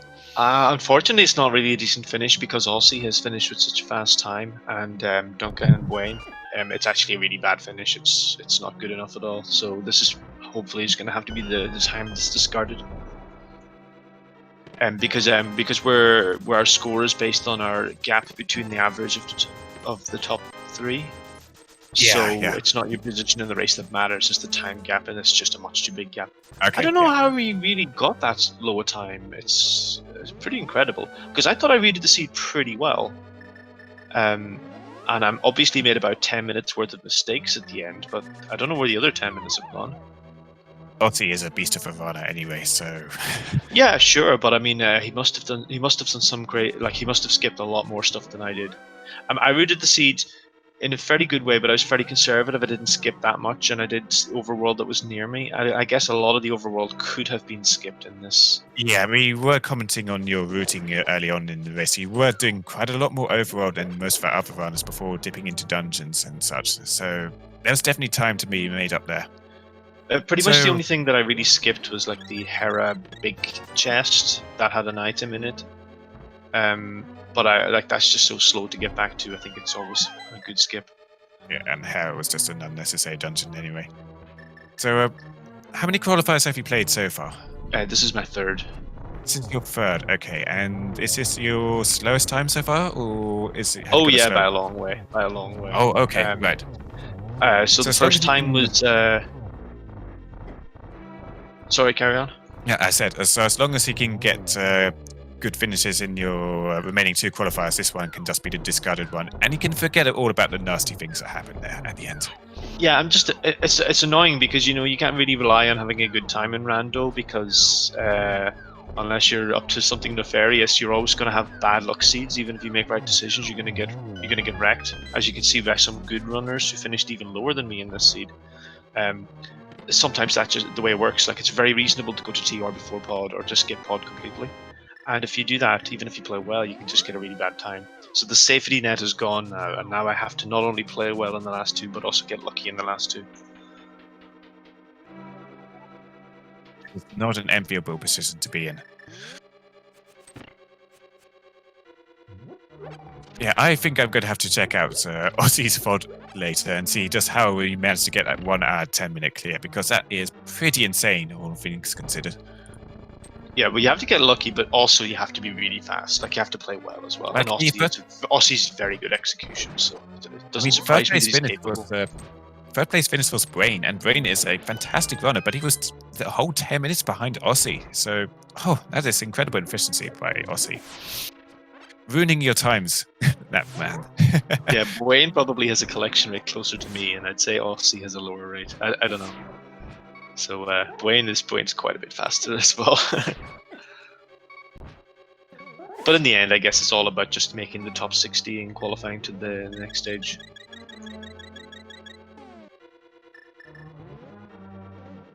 Other than that, though, obviously the Cannonfall is not particularly fun, but we're having fun in the rest of this race and the qualifier so far. Are you enjoying SG Live? Yeah, well, obviously it's a shame that it's not actually going to be live, because I think the idea of having a real live event is pretty interesting. And I couldn't yeah, make absolutely. the last one. But like, hopefully in the future they can be more live events, because that'd be really cool to meet up a bunch of the people in the community that you don't otherwise get to actually meet face to face. Oh yeah, I mean that would, for most of our European runners, involve going across the Atlantic to the US to take part in actual SD Live in person. But at least with the online tournament, we get a lot more participation in it from international runners, so it's great to see. Meanwhile, And, there, our whilst bottom we're- left runner, Average Frustrated Gamer, finishing there. Looks like with an official time of 1 hour, 43 minutes, 26 seconds. Good for 35th place overall.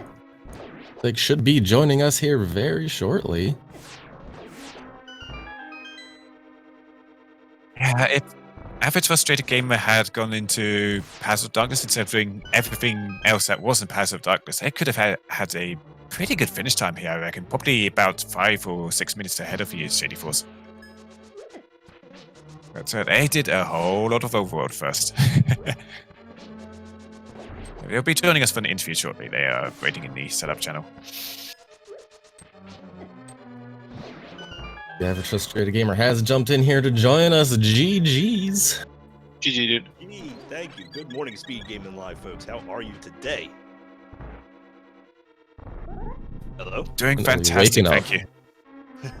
I'm waking up too. I need some hot tea. Hello.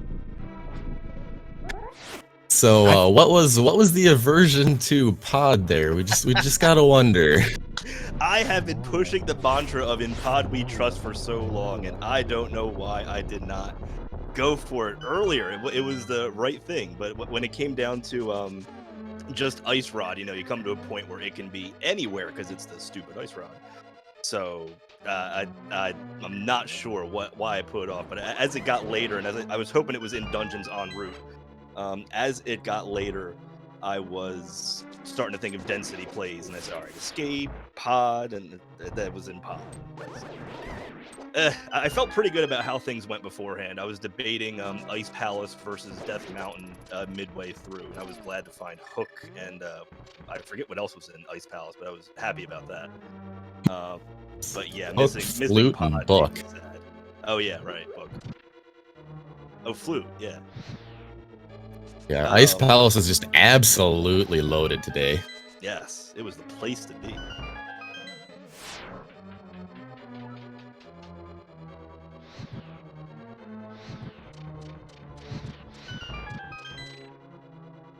Oh man, I was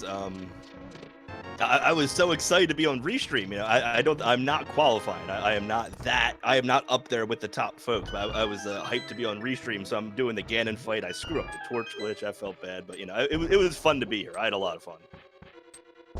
Good to hear. And yeah, I don't think this race will be counting on a lot of people's averages because that 1:11 finish by Aussie 101 is just throwing everybody for loop here. That's filthy.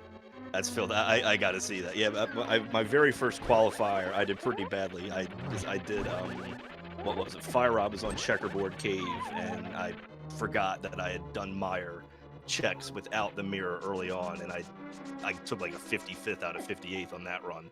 So that's the one that gets dropped, and yeah, I'm not making it. But I've been having fun. A first experience with the SG Live tournament.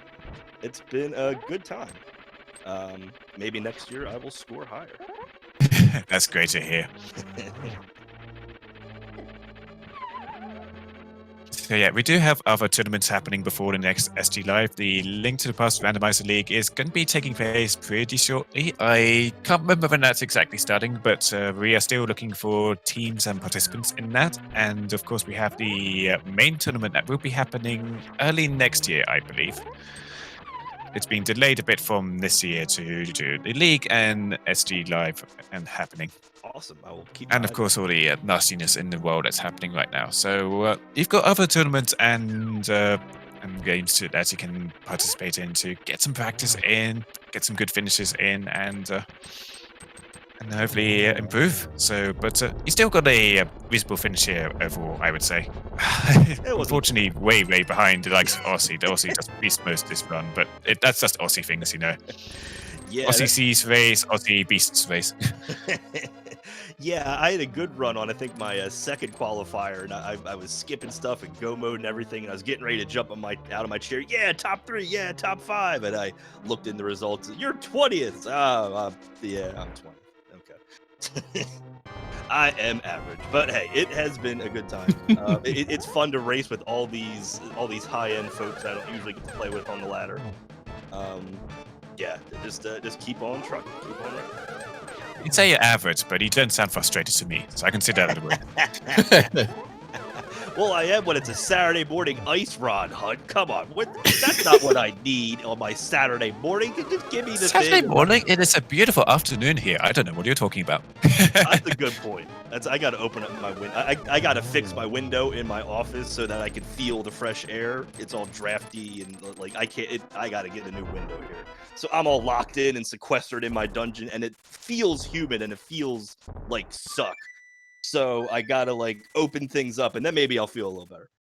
This isn't even the earliest qualifier. There's another qualifier happening tomorrow. I think it's qualifier number 12. It's going to be happening an hour earlier start than this race. Oh yes, that's correct. I will be doing my other favorite hobby. I'll be playing pickleball tomorrow morning. So I am looking at either Monday at 7 or Wednesday at 9 for my 5th, I believe. Yeah, that will be qualifier number 12 at 8:20 Eastern. We do have a qualifier number 11 happening tonight, which I believe is at 5:20 p.m. Eastern. Excellent. Excellent. And we're now seeing Logic on their Ganon fight. They have picked up the silver arrows from the mini Helmasaur room. They were right there, you know. So McMonkey was able to grab them. Shady Force missed out on them. I thought about checking that, and I was like, nah, it would have helped. Meh, I say.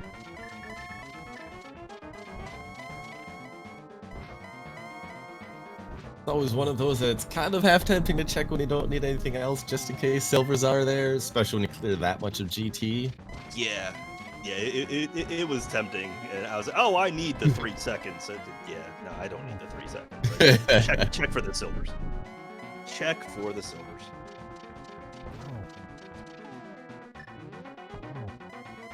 Especially kind of in a big race like this where you got 47 people. It's like, it might save you some time. There are those 3 seconds it'll lose you. Is it really going to lose you that much?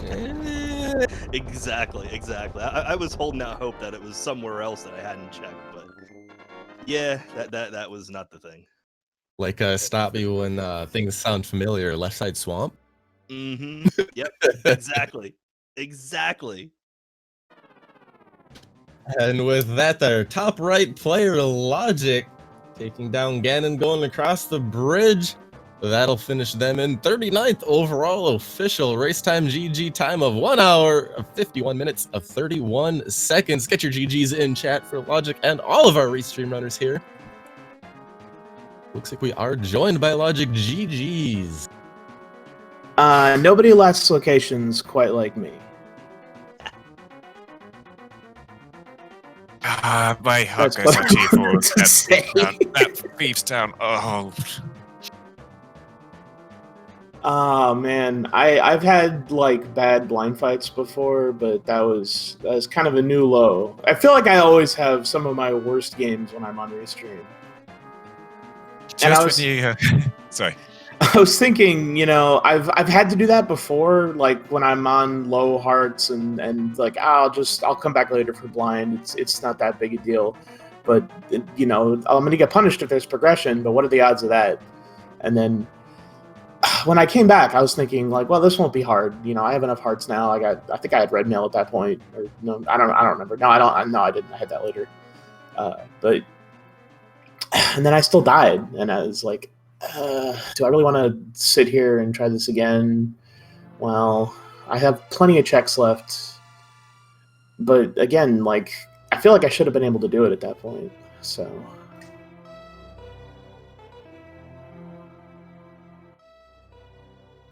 I don't know. It just I mean, it's fair to say this is probably going to be your time that's going to get moved from the average because it's your worst time. So, but it's all uphill from here.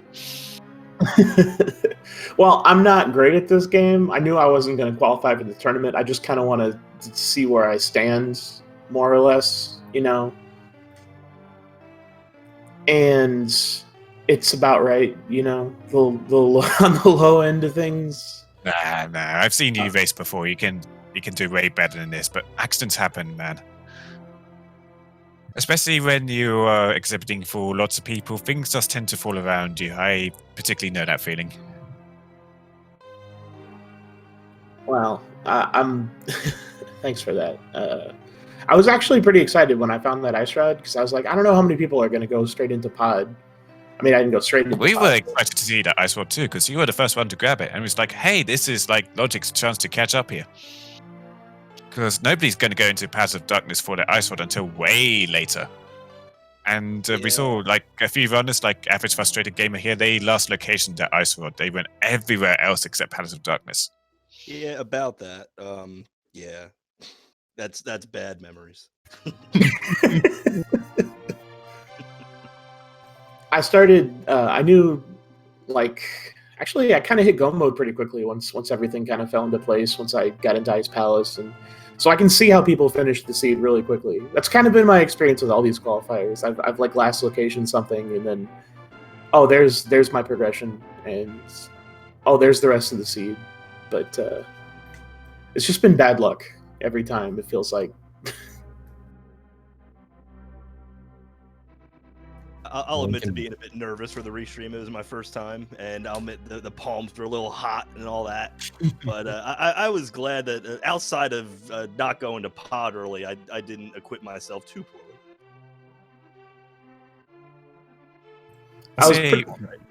I will say one real big advantage of getting on the restream here is that we get to throw your Twitch links in chat. And so if any of our watchers today liked what they saw from our runners, and do give them a follow. The links are in chat for Shady Force, McMonkey, Average Frustrated Gamer, and Logic.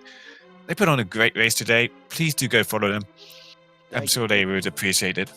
Thank you. And if I may, I'm doing the charity stream for Extra Life on November 7th. If anybody wants to drop by for that and see how the hell long I can stay awake, that would be a cool thing. This was a super early race for you, so you've got some training on that already. Absolutely. Yeah, this was already early for me, so maybe that had something to do with it. I learned the hard way last week. Early races and me just don't really get along too well. Yeah, I saw Andy was running last night, and he put in the chat something like, "I'm big tired. I hope I don't screw this up," and he was like third, so it was fine. Oh, all that behind us, though. Do either of you got any final closing comments here? I suppose we'll just kind of start with you, Average Frustrated Gamer. Oh, man. Well, thank you for having me. Thank you for having me on the restream. It was a blast. It was a lot of fun. I hate you, Ice Rod. Have a good night. And in pod we trust. Don't forget it. Yes. Enjoy your day. And if you want to play in another qualifier, there is one happening at 20+5 Eastern time. So improve your times. Have a better time. Don't hunt for Ice Rod. All good. Yeah, absolutely. Thanks, guys. Wow, Maybe see you another- later, and maybe see you later as well, Logic. Otherwise, as mentioned, we do have that next qualifier happening at 5:20 p.m. Eastern. And we do also have a 12th qualifier happening tomorrow morning at 8:20 Eastern. So you'll probably be seeing most of our European runners go for that again. And the US runners kind of just like in zombie mode. It's Who wants to race at 8:20 in the morning? Not me. And thanks for the commentary and the tracking, folks. And I hope Yep. Thanks to our Yeah. trackers, Bright One and Mr. Real Boy. We did have to get a second tracker in a little late, so they were stuck for a little while catching up with what had been happening in this race. Everybody was just going in completely different directions to begin with, so a lot to catch up on, but they did a great job. Awesome. Good work. Yeah, I really Please do appreciate follow- it. I also follow my co-commentator here, Spy Weaver, who has done a great job commentating here with me today. I think it's like the third or fourth time we've done comms together, man. It's been quite a few over the last few years. I don't know if I've Yeah. lost track. It's just one of those where you just wake up, you sit there, like, oh, hi, let's go do again. Follow me if you want, although I don't do any streaming at all because I have ridiculously bad upload speed, so I don't really have it. And I'm also a bad runner anyway, so I don't like to humiliate myself if I can possibly avoid it. But hey. And again, shout outs to SpeedGaming for hosting the race today on the main channel and also hosting the SG Live tournament. I'll throw another link into SG Live in chat if you want to go check out the details for this tournament or any of our other tournaments happening. We have got Final Fantasy Randomizer. We've got a Super Metroid 100% happening. We've got Castlevania 2, I think it is. Just any percent happening in that. So please do check this out. There are loads of fantastic races that are going to be happening over the next few months. But as for now, I think that covers it from me from today. I've been Revolving Ocelot. Please do check out the qualifier happening later today or any of our other tournaments that are happening right now that aren't SG Live. I think there's an HK Hollow Knight Rando Lockout Bingo tournament that's just started on SpeedGaming 3, as well as a Super Metroid 100% qualifier for SG Live that's also just started on SpeedGaming 2. So much is happening on the channels tonight that I could spend the next 5 minutes talking about what's happening, but Definitely. I'll throw a schedule there as well in chat if you want to check out what's happening today. And I think that will do it for me today. I'll be probably spending the rest of the day checking out all the fantastic races happening. So thank you for joining us. And if you can't get enough Link to the Past Randomizer, the next qualifier, as Ocelot said, will be happening over on SpeedGaming 2, 5:20 p.m. Eastern there. Be sure to check us out for that one. As always, thanks to SpeedGaming for having us. Thanks to all our trackers, our restream runners, as well as Ocelot over there. This has been a great, enjoyable time. Bye, Weaver, and we'll catch ya on the next one.